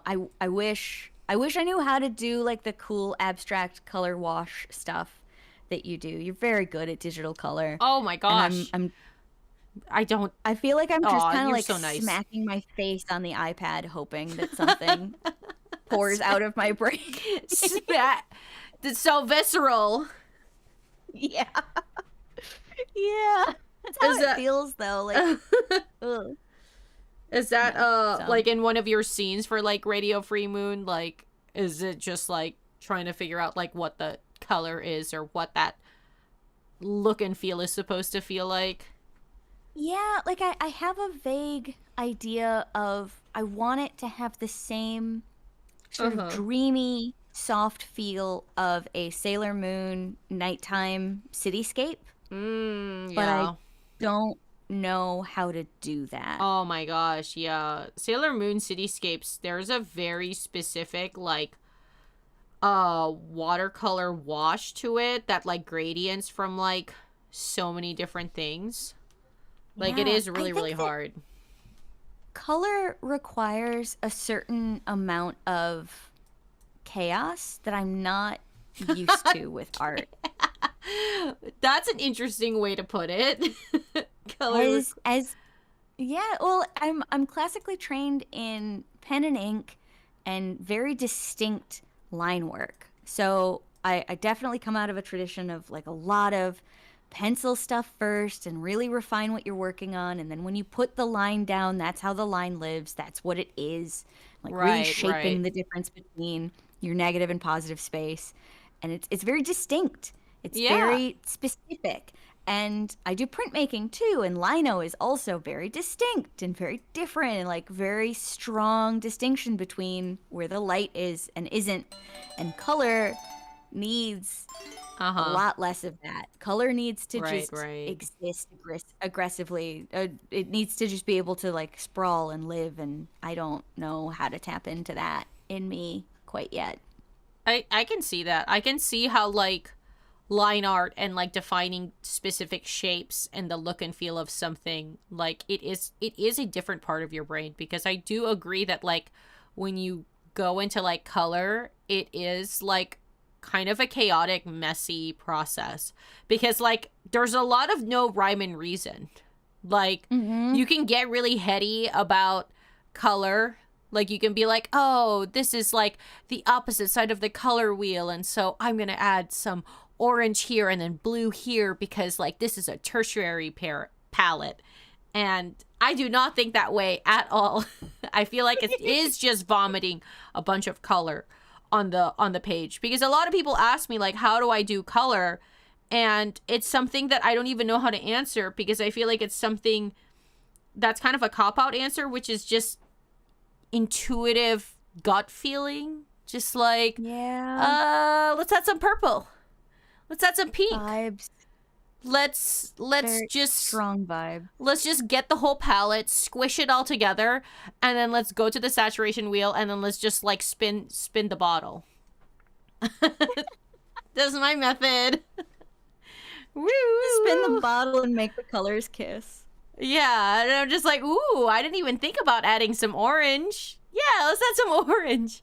It is kind of chaotic actually when you say it like that. Like it sounds exactly how my brain is just like, throw this, throw that, throw this.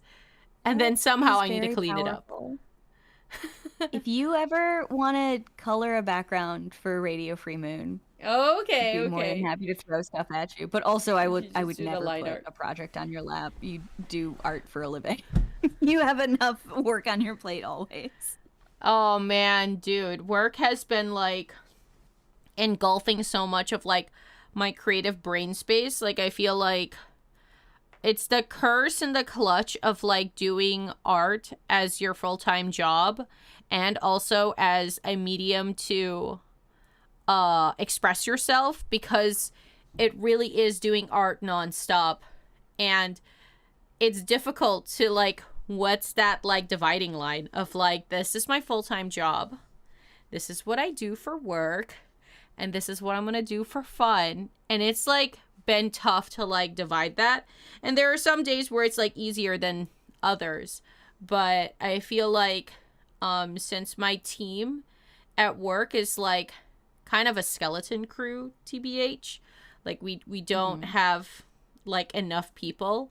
Like I've just like had a lot of like long hours, like just going into a project, and then when I'm like done, I'm just like, ugh, I don't know if I want to do art. I don't know if I want to Do do art. do they know that you're pregnant yet? Oh yeah, some people.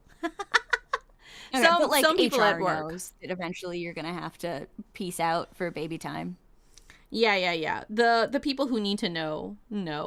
I felt that they were like, the work was like the last place that I told people I was preggy.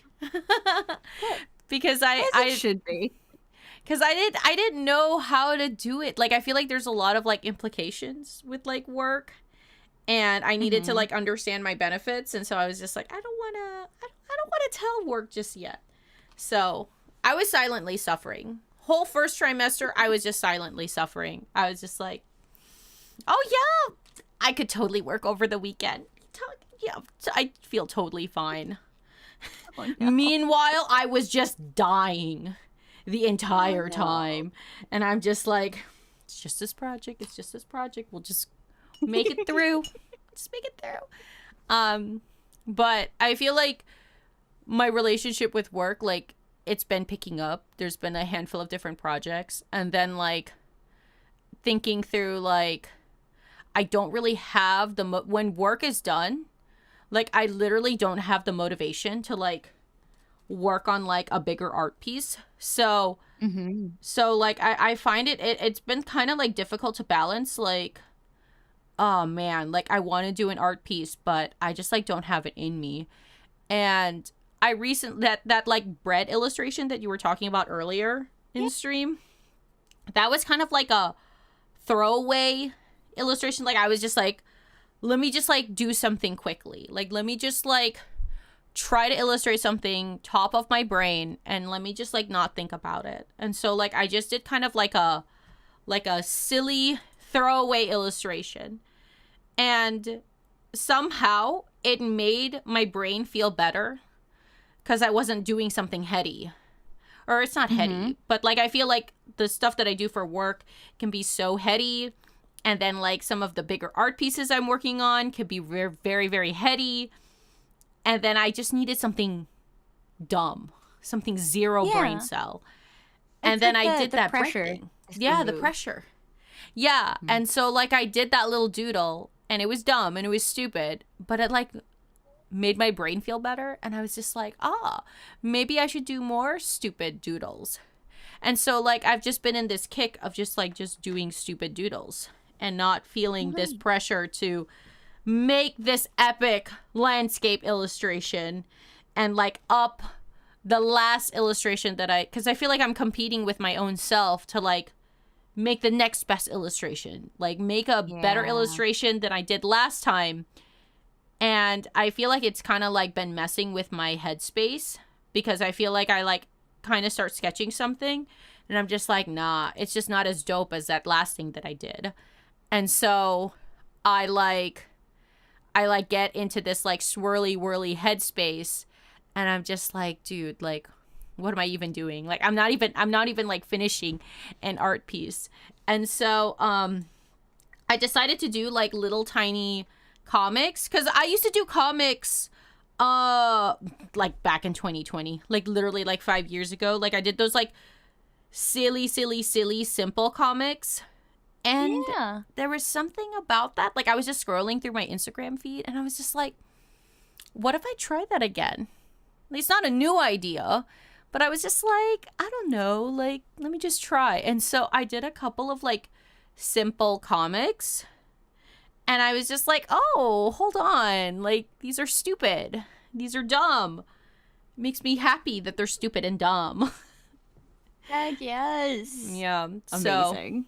So I feel like, especially, like, with the pregnancy, like, I've had to, because of the pregnancy, I've had to cancel a lot of my shows, a lot of the events that I was, like, planning on going.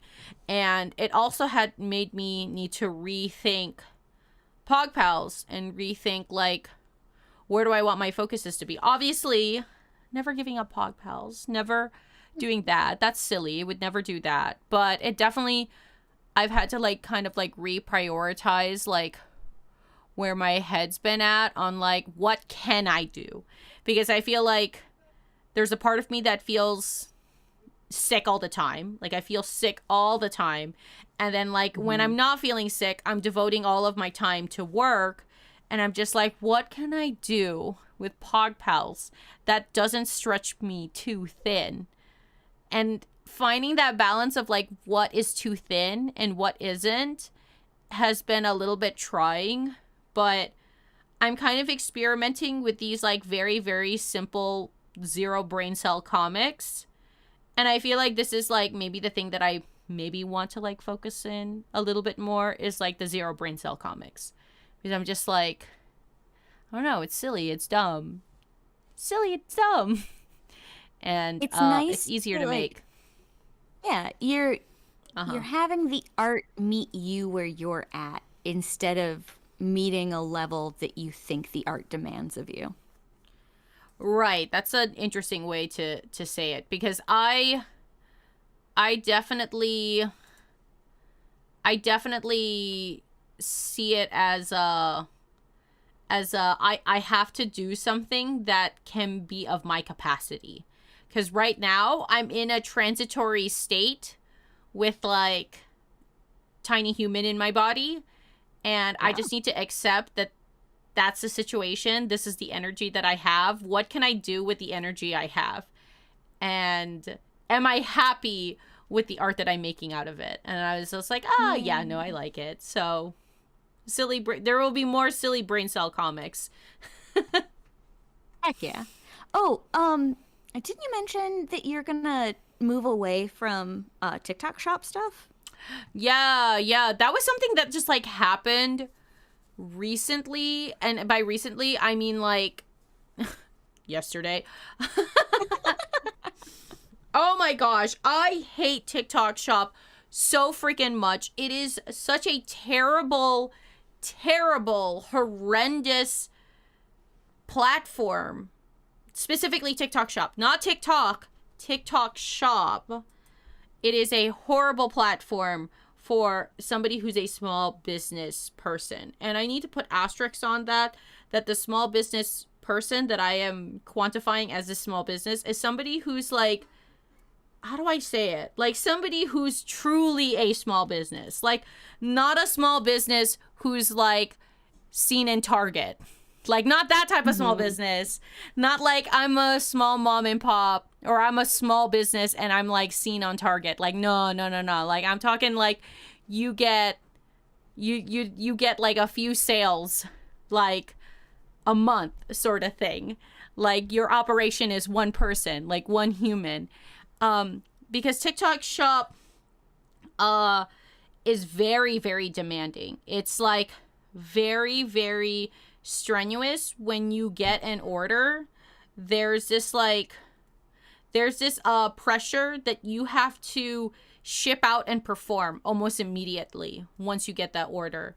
And I've been really, really mad with TikTok shop because first of all, I thought I canceled my TikTok shop. Like, I thought I completely deleted my TikTok shop, and then out of absolutely nowhere, it reactivated again. And it kind of made me mad that it reactivated again because people were buying things from my TikTok shop. And that's obviously a great thing. Like, I love it when somebody gets something from my shop. I mean, I'm absolutely thrilled when somebody wants one of my bandanas. But one of the issues that I have with TikTok shop is that it's just not friendly for small business. And I think it's very like manipulative that they kind of like frame it that it's so good for small business. But it's not. It's horrible for small business because with Shopify, so I run everything through Shopify, and it typically takes me 1 week to pack an order to ship it out because I balance another full-time job and I balance other responsibilities. And for me, 1 week is enough time for me to fulfill your order and get myself to the post office. But with TikTok shop, it's like you're talking Amazon level shipping. Like TikTok shop, they'd be like, yo, you gotta ship this package like in the next 24 hours or you're gonna get penalized. And I'm just kind of like, what? This is no Amazon. Like, I'm not Amazon. Like, I can't ship something that quickly. So it's really, really annoying because like TikTok shop has like a bunch of tools that's basically against the seller. And they also take a cut from your sell. And I just think it's, I don't know. I get why they take a cut because it's similar to like Etsy. Like Etsy's going to take a fee from it. TikTok shop is going to take a fee from it because it's a marketplace platform. I understand that. But for some reason, TikTok shop is also not syncing with my Shopify properly. Like, they're not something about it. I don't know what it is. Like, if this was a recent update or if this was a recent issue. But I noticed that my TikTok shop, like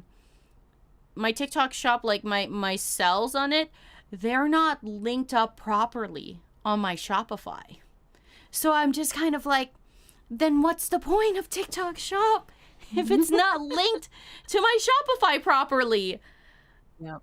But sometimes I feel like a fool. Like, am I making a mistake for canceling my TikTok shop? Like, am I making a mistake that I am saying goodbye to that feature?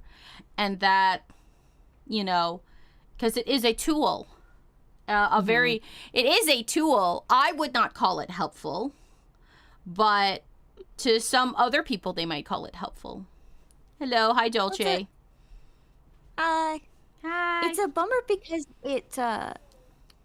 you as the shop, you as the provider are giving something to TikTok that makes TikTok seem more viable. And they need to charge you on every interaction because TikTok doesn't have a way of making money for itself. So, like, from just about every angle, they're the ones that they need you more than you need them. And they want you to think that you need them because they can show you stories of how 1 in a million people put a thing up for sale and got to make an enormous business out of it. And I mean, I've bought a number of things from TikTok shop. I've got a great glue that I really like from them. I have a fantastic paint tray. What else have I bought? It might just be those two things. Oh, and I'm going to try out some gum that kept getting recommended to me. But, like, other than that, like, But it's really frustrating how many businesses like this, how many social media spaces like that are getting so much out of your participation, but they can't seem to care about prioritizing your experience. Because it's more important that they make the app appealing to, the other 90% of the people on there who are just swiping and purchasing and watching. Right. As opposed to you or other business owners. And there's no incentive for them to make it easier for business owners as long as businesses continue to stay on the platform. And that feeling of like, oh, if I cancel this, then am I doing something wrong? Or am I saying no to money? Or am I being a bad business owner if I'm not in the places that people look for me? If people like you don't leave, then TikTok will never try to make a better platform for people to stay. Oh yeah. Oh my gosh. It's I think like to what you're saying, like, there are products out there that, like, I've been scrolling through TikTok and there's many products that I've seen that I put on a wish list, like bookmark, because I'm like, oh, hey, I would like totally buy that. Like, that's pretty awesome. But so it's definitely like that's what is the power of TikTok shop, is that you utilize TikTok's algorithm to get your content out there. And then it's like an easy thing for people to click and buy. But I think the one thing that they don't talk about is that it's completely dependent on the algorithm. So the algo has to bless you with 10 out of 10, 11 out of 10, really. And the algo has to, like, hit for you. And then you get the sales. So, like, for that gum that you got like fed on TikTok shop or on your TikTok feed, or the other thing that you bought, like, it's because that video hit the algo. And I think that's the thing, is that, like, the algo, it doesn't hit all the time. It don't hit, even if it's a good video or a decent video, it don't hit all the time.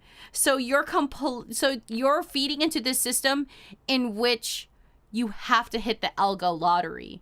And then the TikTok shop starts making bank. Because, like, I saw this, like, one story of this, like, this candle maker. And this candle maker was made a product. They were making, I can't remember, like, very specifically what it was about their candles, but this person made a small business. They opened up a TikTok shop, and then they were selling their candles, and they got a viral video out there. And that's like the honey, money, money, honey for TikTok, is unlocking the algo. And so their TikTok shop blew up, and it blew up so big and so fast that this like very, very small business that was only like a person with their partner helping out, they had to scale really, really quickly. And they had to hire people on. They had to get more machines or more packages. They had to increase their production by like triple to meet the demand of their product. And this is all good stuff. This is all like a wonderful feel good story of like this like candle maker who had a thought and a dream and got their video viral, did this whole thing, expanded their business by 3 times, and then the hype died down. The video that went hype, that hit bonkers on the algorithm, it died. Eventually it died. And once it died, the demand of it died. But they had already bought machines. They had already bought all the material. And they already had people who was on their staff that had benefits. And so it scaled them up. Yep. It scaled them up too quickly. They scaled up too fast without sustained growth. And so I think these are one of the things that, like, I don't know, that's like not talked more in like small businesses, or like the ebbs and flow of like what happens when you hit it good with TikTok Shop. Because like even if you hit it good with TikTok Shop, it doesn't mean you won. It doesn't mean that you won. So I think about that story and it makes me think, I don't know, it makes me value things in a different perspective, or it makes me just like, I don't know, be grateful for slow growth. Like I always want fast growth. Like I want to be there. I want to be at the top already. But I don't know, when I like hear that story and I hear other people's stories, like I just go, you know what? Like, I don't know. My speed is my speed. The path is the path. Yeah. Yeah, so. Yeah, I've seen stuff like that as well of people that just have to scale up too fast because of the demand. It's also something that we've seen happen more often in the video games industry over the last few years, where you'll have these like small indie games that blow up all of a sudden, get really viral, and then they need to have more staff on to deal with it. And then, like it's what, like after a couple months, there's not money or demand there anymore, and now you have to fire all of those people that you just hired. Yeah. Crazy. Yeah, it was a little bit of an issue in YouTube as well. I think, was it Ludwig tried to start a company, which is unfortunately going bankrupt. Oh, yeah. Now. Wait, is it bankrupt? His, what's it called? What's Ludwig's company called? They were like an event company. I can't remember what it was called now. But yeah, it's gone.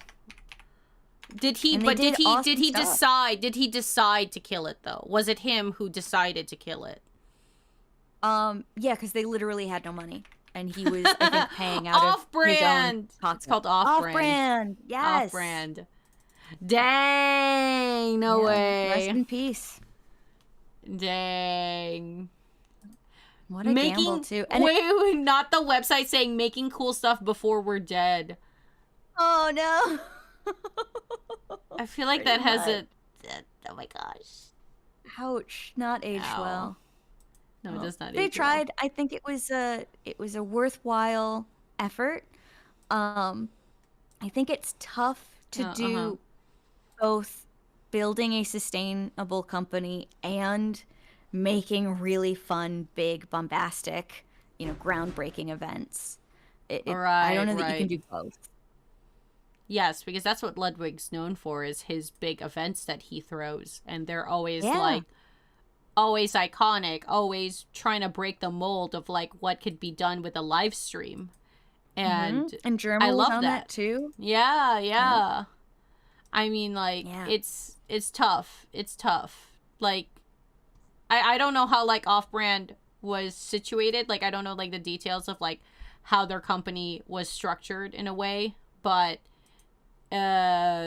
making content, making media stuff, or, like, going bangers or going hot isn't always necessarily the end-all, be-all. Mm-mm. It can No, be usually the most unsustainable. Yeah, usually the most like sustainable, safe, secure, comfortable stuff is Uh-huh. unflashy, boring. Cuz Unflashy?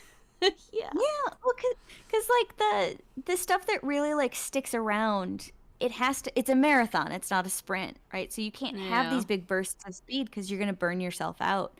It's about really just taking your time with it. And some of the Mm-hmm. super successful people that you run across on the internet that are like, oh man, they really have their stuff together. Oh man, their content is just like so on point. Or, oh man, every time I see this guy go live, he's so collected. He always says like really cool stuff. Those are the sorts of Mm-hmm. people that are only like that now because they've been doing it for like 5 years because Right. they've put a Yeah. lot of time into developing themselves to the point where they've gotten so just like comfortable and chill and Uh-huh. refined in what they do that it's just there, it's just built in, but it's a slow process for sure. Yeah. No. Yo, I feel that. I feel that. I feel like that finding your voice, your creative voice or your creator voice or your art voice or just your content voice, like it's something that definitely takes time and there isn't like a Hmm. timeline. It's just kind of like it's kind of like a no one can define what the timeline is for those sorts of things.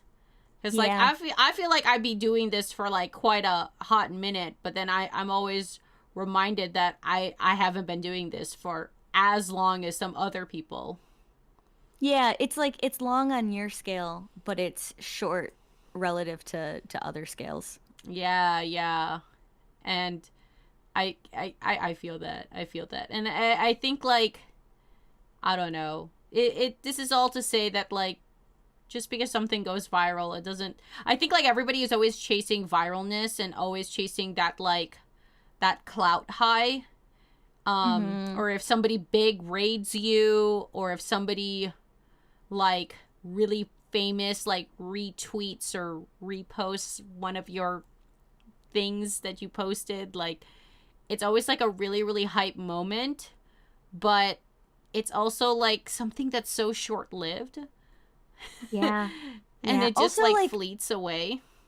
yeah, no, thank you. Personally, I know that I used to be like, oh yeah, you just need your big break. You just need that one moment, and then everybody will discover how cool you are, and then you'll have it Yeah. made. I going viral now terrifies me. No, thank you. Do not want that. I just today learned about the Right. bean soup drama.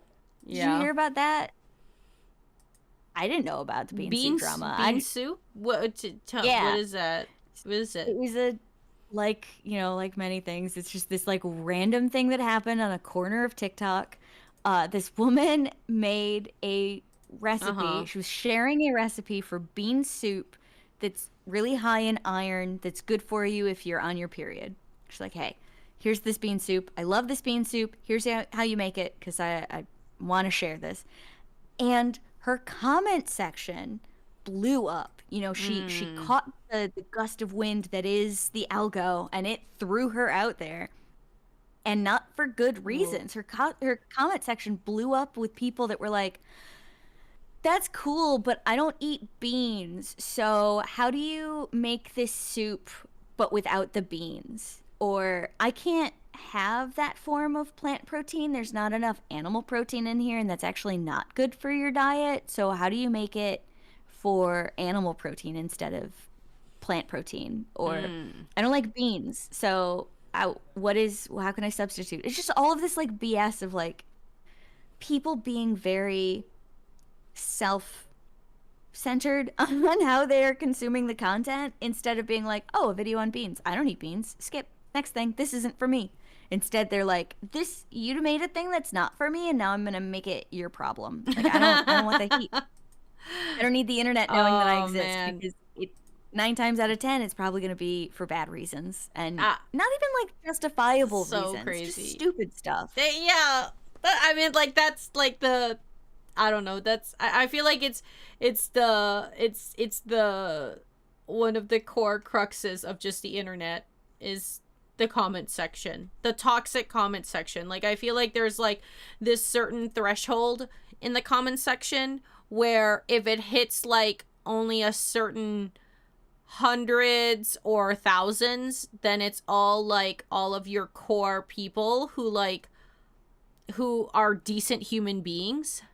And then once it starts getting into like the multi millions, like it, oh, I don't know how viral this bean soup lady went, but like I feel like once it gets like 500k, like 500k plus like engagement, I feel like that's when the toxic comment section that just comes from like all corners of the internet that just like starts seeping in, that's just like, I don't know, making comments about how they don't like bean soup. I don't know. It's so silly. This reminds me now of a video of a creator that I like that reviews a lot of technology stuff. He recently made um, just had a conversation about how context is degrading. Like, people are getting to, once a video goes really viral, that content then escapes the context in which it was made. So that idea of, this stream, this right now, this is obviously a fun little conversation that two small beans are having about small things that they care about with small friends in this nice, cozy, small space. But if like 1,000 people poured in here all of a sudden, that they wouldn't be coming into it with the context that we have. They would be spilling in with their own context, and they would be commenting on stuff with a different context than what this was created for.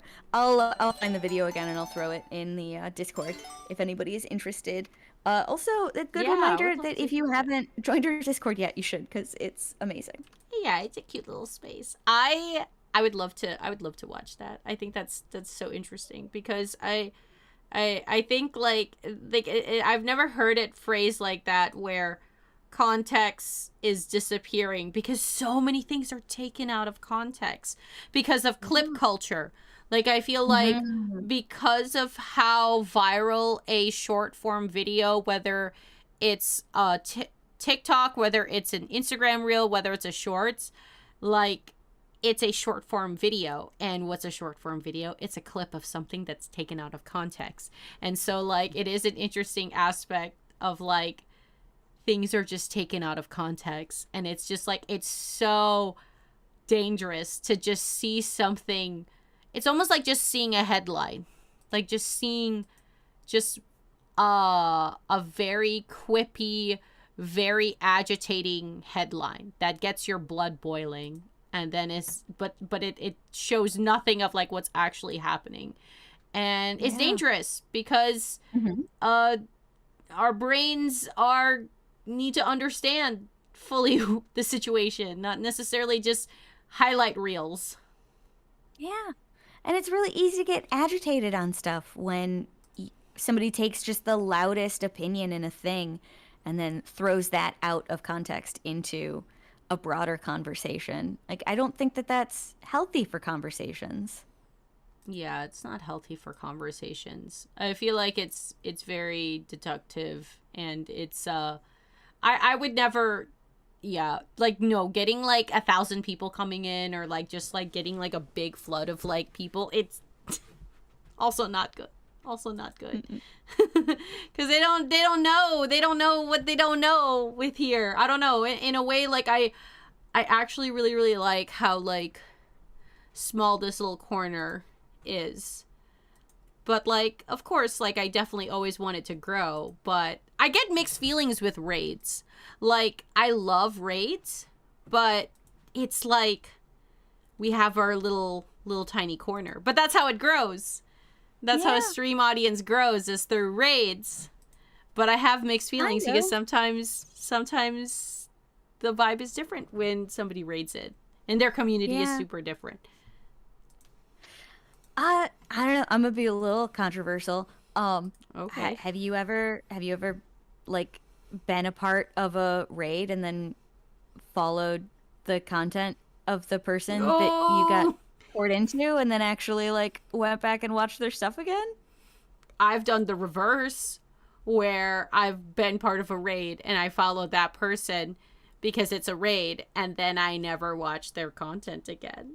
Yep, yeah, that's The always what happens reverse. to me. And there's like there's a handful of artists that I have followed because of that, and then like I'll get their live notifications Uh huh. and I'll be like, that's a name I don't recognize. And then I'll pop in and I'll be like, Yeah. oh yeah, it's this person. And I do that enough and like, okay, I know that name is associated with that art, Uh but huh. the there's like, oh, I don't know. There's better term for this. It's getting late and I don't have my words as well anymore. But you can't just it relates to like how you can't just tell somebody to change their behavior or to think Right. differently. They have to find those changes in themselves. You have to you have to provide a reason for people to connect to your content because they want to Uh and huh. not just because they see it. Like Right. that's a Right. really tricky thing to pull off. And it works for some people. It definitely like I'm not saying that it's impossible. Raids are a part of this ecosystem and they are effective. Twitch is terrible at discoverability, and Oh so at yeah. least there's like a community thing that kind of compensates for that. And there's something to be said about like creators are going to Uh huh. raid creators that are similar. Yeah. So there's a better chance. But yeah, it's a gamble. It's a gamble either way. Yeah. Yeah. There's so many sides of the coin. Like there's so many different. Oh my. What's happening? Thank you, Ooh, Pug. Thanks, thank you. Pug. He's so Fuck. sweet. Now Dolce has emotes, and you have access to the secret channels on Discord. If you connect your Woo. Discord with your Twitch, you have all the secret channels. And by secret channels, it's my sketchbook where I post all the whips and all the different ideas I have in my brain. And Oh no yeah, and the no ads. ads. And That no is also a big ads. plus. No ads. Also, thank you, Dolce, for sticking around. And I love being proved wrong, especially in something like Yeah. this. So Yeah, no, it's I freaking love it. system's working. No, I meant like what you said is like so true. Like Twitch doesn't have any sort of discoverability. So the raids are literally one of the core principles of discoverability in a very limited discoverability system. So yeah, and you are right. Like people tend to raid people who are similar to them. So you do get to find other people. Um Hello, hi JG Woo. Hello, hello. How are you doing? I forgot what we were talking about. We were talking about raids, but what were we talking before raids? I can't remember. Uh, the mixed curse and blessing that is Oh, winning the success lottery. yes, the curse feeling of getting the algo hit. Because one of my algo hits are one viral video that I just like absolutely hate, which is something that you helped me with. Do you know what I'm talking about? I do. I do. You do. I don't know. Every once in a while, I can just tell like, oh, this sound is going to be interesting. Which you turned off messages in TikTok, and I get No. why. Because it sucks to have to go through a lot of messages, and you also don't like checking your messages anyways. I get it. I understand. But in one small way, in a very small way, it impacts me negatively. So It impacts you negatively. You can always text I, message me. yeah, I should. I should Just always text the sounds to you. just But yeah, every yeah. once in a while I'll come across the sound on TikTok and I'll be like, this Really? is something. And it's not a thing yet, but it has the potential and I should send it. Oh. It's very Oh my rare, but it gosh. happens. You should just But text you me. don't need more. of No, no, those no, no. I love it. viral. No, I love finding sounds from other people. Nobody else finds I will. sounds for me. I would love to find sounds. Funny, silly sounds. The next time that I come across one, I will text it to you directly. Okay. Yeah, okay. I did turn off DMs. I was getting way too many DMs. Like, Yeah. it was blowing. Like, I couldn't even scroll through TikTok without, like, getting a notification. And, like, I'm talking, like, way too many DM'd me. Way too many people DM'd me. And, you know, like, it's actually really adorable and cute. Like, I do love, like, that people feel like they can DM me, but I feel bad because, like, I don't respond. There's too many inboxes to check. I barely even check my email. Yeah, I'm gonna throw this out here to the internet that might be listening. Also, hi VOD watchers. Hello. I am Buggy's friend. I've been her friend for a very long time. She doesn't respond to my text messages. Don't take it personally. This is the person she is, and I'm fine with it. This is the person I am. I really am. People take offense when I don't DM them back, and I like my wedding photographer / one of my besties from high school felt bad that I didn't message him back, and I'm just like, I'm just really bad at messaging. It's not gonna happen. I'm sorry. Sometimes my responses are like a week late, a month late, 3 months late. That is a normal response time for me, because I have built up this core belief that I will message back when my headspace is there to respond. And I don't like the on-demandness of DMs, of messages in general. Messages in general is like, I don't like how on-demand it is, that it feels like. Like, I feel like when somebody, like, text messages me, it's like I have to, like, message them right away. But now I'm just like, no, hold up. Like, I'm just gonna hold on to this. Now, there is a bad part of it where I hold on to it, and then maybe I hold on to it, like, a little bit too long. Like, that is true. But, yeah. Two sides of the same coin. I'm with Dolce, though. Like, you don't owe anybody a response. Especially, like, as a DM or a text message. I think that we've gotten... I'm a curmudgeon. I'm becoming such a hermit person. About the internet and stuff, but I think that we've all gotten too comfortable with, like, text messages, and nobody just, like, does a phone call, or even, crazy idea, writes a letter. That's wild. Who would do that?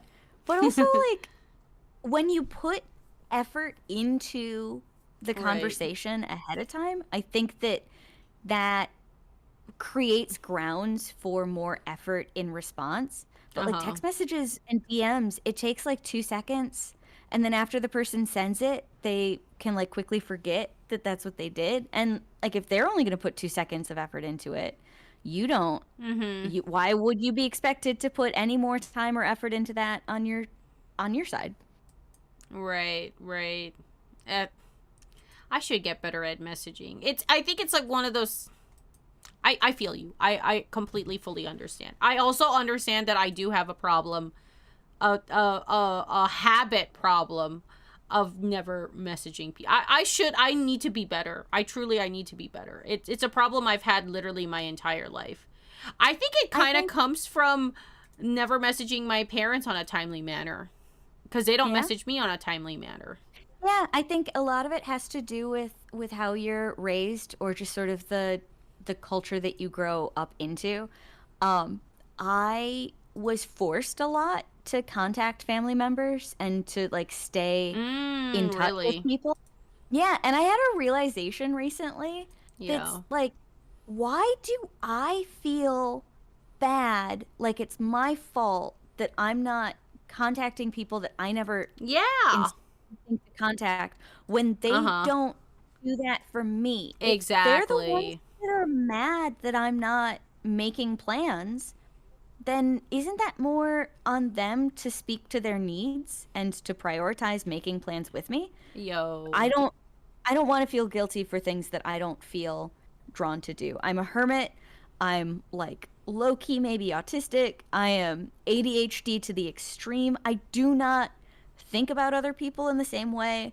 And I sometimes don't even realize that I miss somebody until I literally see them in person. So I'm done making Uh-huh. myself feel bad that I can't hold up to those standards. And instead I'm more focused on like making a habit to every once in a while check up Uh-huh. on inboxes to make sure that I'm responding if people are reaching out.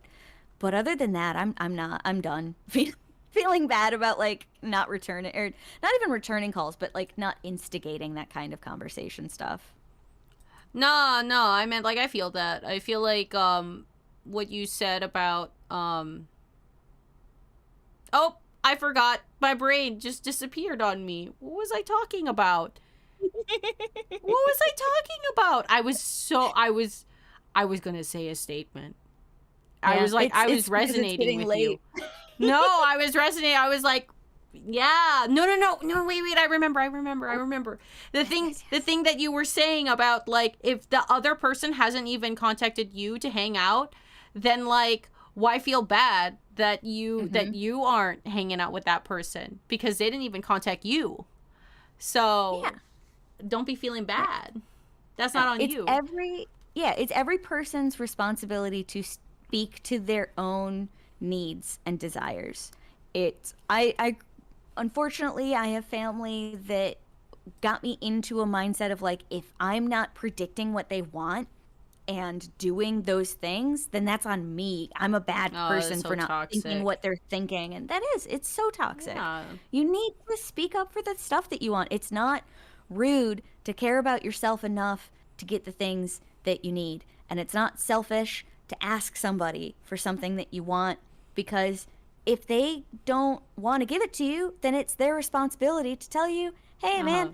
I know that you asked me to do that, but I don't want to. Like, you have to, we gotta be okay with kind of being rude or like kind of saying things wrong and just kind of like throwing stuff out there and speaking out and allowing the negotiation Uh-huh. to work itself out.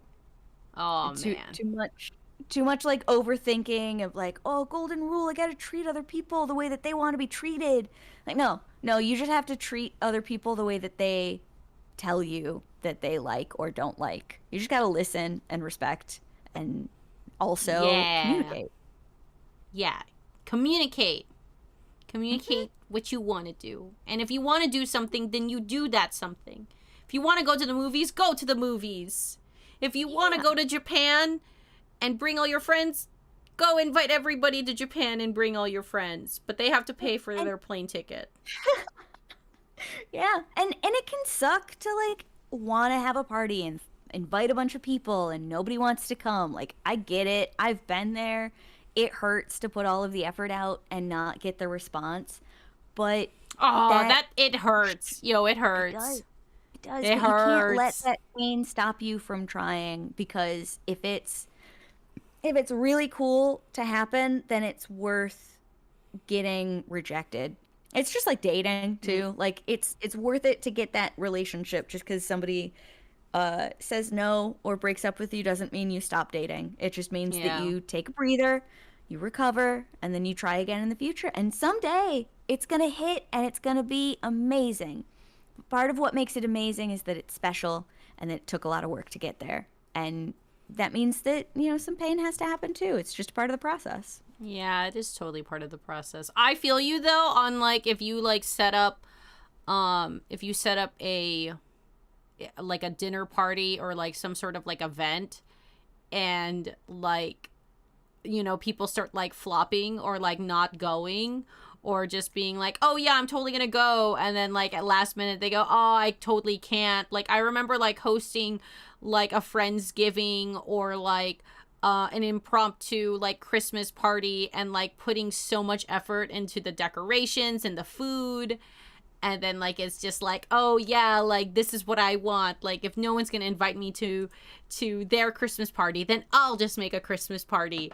And then it like hurts so hard when it's like not the outcome that you want it to be. But then, like, I don't know. That's kind of part of it. Like, you have to be okay that it flopped. I've got a great anecdote in that direction, and you were there for it. When we were in college, I really wanted to make dinner a pasta party. Yep. I've always been. Wasn't it chicken? Weren't you making chicken? It was chicken cacciatore, and our friend also made a chicken spaghetti of some sort. It was a not fight, because I make my pasta sauce with carrot and celery in it, and he was like, "That's crazy. My sister's a chef, and that seems like crazy stuff. Who's gonna put carrot in a tomato sauce?" And I'm like, "I'm gonna cook it, and you're gonna eat your words, because this is gonna be great." And I invited so many people, and it ended up being just like 6 of us, I want to say. And it was a blast. Like, for what it was, like, meeting the event at the level that it was at, instead of being hyper focused on what it could have been, was great. It was a lovely time. What set me off, though, was when we were done and we went back to our dorm. We had to walk through the common space to get back to where we all lived. And in the common space was everybody that I had invited that decided not to go. And those turds were eating Domino's pizza and nasty little Domino's lava cakes when I was making homemade, like, legit good for you. I bought wine. We had to figure out how to open a wine bottle without a corkscrew. It was a good meal, and it was fun as heck. And that's the first time that I legit, like, got angry and yelled at those people. And it changed my relationship with some of them. I just, like, I was done. I was so mad. But, like, it also I didn't learn the lesson perfectly, but it was another piece of the lesson that I have been internalizing, of you can't get too spun up in your head of what you think the ideal is going to be. It's a lot better to kind of let go of some of those expectations and focus on what you can control in what you're planning or the event that you're having. Focus on what makes you happy in the thing that you're planning, and ensure that your needs are met, so that anything else that comes up after that is a plus and not not a loss if it doesn't turn out that way, because you can't control what other people are going to do. No. And also, like, you wouldn't want those other people's expectations. Like, if the roles were reversed, it's a lot of responsibility and burden to be pushed into something that you might not have even agreed or consented to yet. So yeah, to try and, like, create a bit more stability in expectations. It's tough. I'm bad at it. I have too good of an imagination, and I want to imagine that everything can happen in the exact perfect way that I could conceive it happening, and then, you hurt yourself with your own silly expectations. But it's a process. Yeah. I mean, like, I feel like you don't learn that without going through it, though. Like, just like the setting expectations, it flopping, it being okay, and carrying on and moving forward. I feel like there's no way to learn that unless you just go through it. Because I feel like those are one of the things that, like, I don't know, having high expectations, not necessarily high expectations, but a very perceived specific expectation. Like, I want this date to go this way, or I have this very specific way that we're going to enjoy Disney World, or I have this plan on how to do my Japanese vacation. I want to travel. I want to go to Japan. But I mean, like, I think it's like one of those things where, like, flexibility in your mind and your headspace, I feel like that's just, like, something that is an ever-growing skill. Like, it never is perfect. Because I feel like my expectation is always broken in one way or another. And I feel like it's mental maturity and time and experience that helps you go through those moments. I mean, you still feel like you still feel awful when Oh, it yeah. doesn't go the way you want it. I feel like that's a human thing to be sad about something that didn't go the way that you wanted. Whether you blow up about it and throw a tantrum, that's different. Yeah, that's where the That's growth comes different. in. But you can be sad. You can cry. Oh, yeah. You can be sad. Maybe not throw a I- tantrum, but The common phrase in this household is you can't control how you feel about things. Emotions happen. What matters is what you do with them. So, right. yeah. You can feel disappointed, you can feel sad, but you can't get mad at other people for putting their own plans in place. You know, people get to all do the thing that works the best for them, and you got to trust that they're doing the thing that works for them, and attack the issue where it is. If you think that they are saying no to your party because they dislike you or that they're talking bad about you, or Right. if there's actual legit stuff there, then have that conversation. Malicious But if somebody's intent. yeah, exactly, malicious intent. Yeah. But if somebody's just like, no, man, I looked at the clock and I realized I had to leave. And then I realized how much I didn't want to not be in sweatpants. And I didn't want to go, man. I'm sorry. Nothing personal, but I just didn't want to go to your party. And then you got to look at yourself and be like, man, I get that. And I'm disappointed, but I can't be mad at you because you're not being mad at me. It's just natural. Some people Right, don't right. feel like it. Yeah. Yeah, no, I feel You're that. just rolling with it. I feel that. Yeah. But, Let's do a rolling dinner with it party. Let's do a and dinner not party. feeling like it. Yeah, we should actually. I'd love to have you over for dinner. I have gifts for you and your husband too. Gifts! Mm-hmm. Yeah, Christmas? it's very, Is it very Christmas? late Christmas presents. Christmas Yes. presents. Yeah. Okay. I've been so busy. I Well, know. how's things have been positive, have been going Nice. good, because the deck has been the bane of our existence. Like Oh, yeah. that's the thing that's been extremely difficult to deal with. But recently we kind of solved that issue. It kind of resolved itself. The Animal Crossing thank tent is was a problematic nightmare, and now it's a problematic nightmare that can be paused. Perfect. Oh, that's the best. So this was just recent development. This all happened just very recently, the past week or so. So I feel like for the first time, we're just able to have a fun weekend and not think about Yeah. something super stressful. So Breathing room. yeah, but now I could I can actually go somewhere and have dinner and not be anxiety ridden that I need to be doing something house related or something's gonna explode in my face. We gotta come and visit too. I want to bring you leek seeds if you guys don't already have seeds for Oh. leeks. And also, we accidentally bought 5 pounds of Oh. garbanzo beans when we really only need 12 beans to plant. So Oh, you're planting you want it- garbanzo. That's yeah, we're gonna grow right. garbanzos. We're doing 2 beds of Uh-huh. bushing legumes, and garbanzos are a part of it. So very excited about that. When is the time to grow garbanzo? What is the timeline on that? No idea. Is it a March? Is it a March thing? Do we have to plant it right now?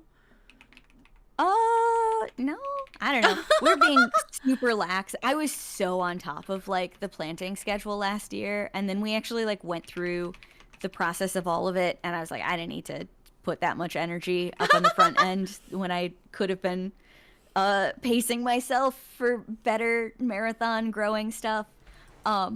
No, I'm just gonna throw them in. We just got our growing tower out today. Oh, okay. We have not started any seeds, so. But we're also lucky we've got a lot of sun, so we're not as pressed Yeah, for yeah. temperature and exposure. You guys are lucky. You guys got sunlight. That's one thing I took for granted is sunlight. Sunlight is so important for growing. Kind of weirdly important for plants, I guess. They my can't get gosh. enough of it. That's a problem with the cabin. The cabin doesn't get sunlight. There's too many trees all around. I feel like I've complained about this like nonstop with you, but yeah. Google said that in our zone, you can directly put the chickpea seed in the ground about 2 to 3 weeks before the average last frost date, or slightly earlier. So, Wow. Okay. Nice. So our last frost is mid-April. So soonish. Soonish. Nice. Soonish. Okay. I feel like I've messed up everything. Like you know those onions? The onions I gave you? The onion bulbs? Yeah. Well, they flopped last year. Like last year they did not grow. And we I have bad realized time with onions too. Yeah. Well, I looked it up on AI Google, and AI Google told me that I planted the onions too late because onion bulbs, they need cold stratification to establish a root system, and they need the cold to start like building out their bulb base. Essentially. Interesting. Yeah. There's a lot of garlic, hardneck garlic specifically, has to be planted in early fall because it needs to be in the ground for the winter for the next season. Yeah, I think it's because they're all part of the same family. Garlic, onion, oniony, alliums. Alliums? Yes. They all need some sort of cold. So the onions that I gave you, because I gave you yellow onion bulbs, they actually need to be planted in February. Okay, I feel a little less bad then that mine flopped too. Yeah, I'm diehard leek all the way. I'm leek pilled. So you're leek pilled. Leek pilled. They're so easygoing. They don't demand anything of me. They come to all my parties. They're great. I just every time I see a leek, I always think of Hatsune Miku. I just can't. Oh, yeah. She's just associated with that vegetable. Yeah. But it's midnight. I think it's midnight. Yeah. Time check indeed. Time check. Yeah. All right, well, here's the fun part where I Irish goodbye. Have a lovely time, chat, and I will see you next Tuesday. And in between then, you can find me on Discord. Goodbye. Bye. Bye. Goodbye. Bye, hats. Hee hee hee. It's fun talking with hats. We always talk about so many random things. Yeah, time check. It is definitely midnight. And tomorrow is Wednesday. I don't know if I have to wake up early. Oh, yes, I do. I have to wake up and I have to go into town because I'm going to buy more fruits and I need to stop at the post office. Thank you for the hydrate. The last hydrate of the evening. I've got my last bit of water. So thanks, Jay. So delicious. I need to more mangoes. Yeah, I'll probably buy more. I'm planning on buying apples, mangoes. I don't know. I am on a fruit kick, guys. I am like all fruiting up. Like I'm buying so many fruits and I am consuming so many fruits. It's concerning because I have never been a fruit person, but I think that's what it means when you have a tiny human growing inside of you, that everything is upside down. So I'm a fruit monster as of recently. So that's the only thing on my mind is waking up in the morning, going to the grocery store and buying more fruits and going to the post office.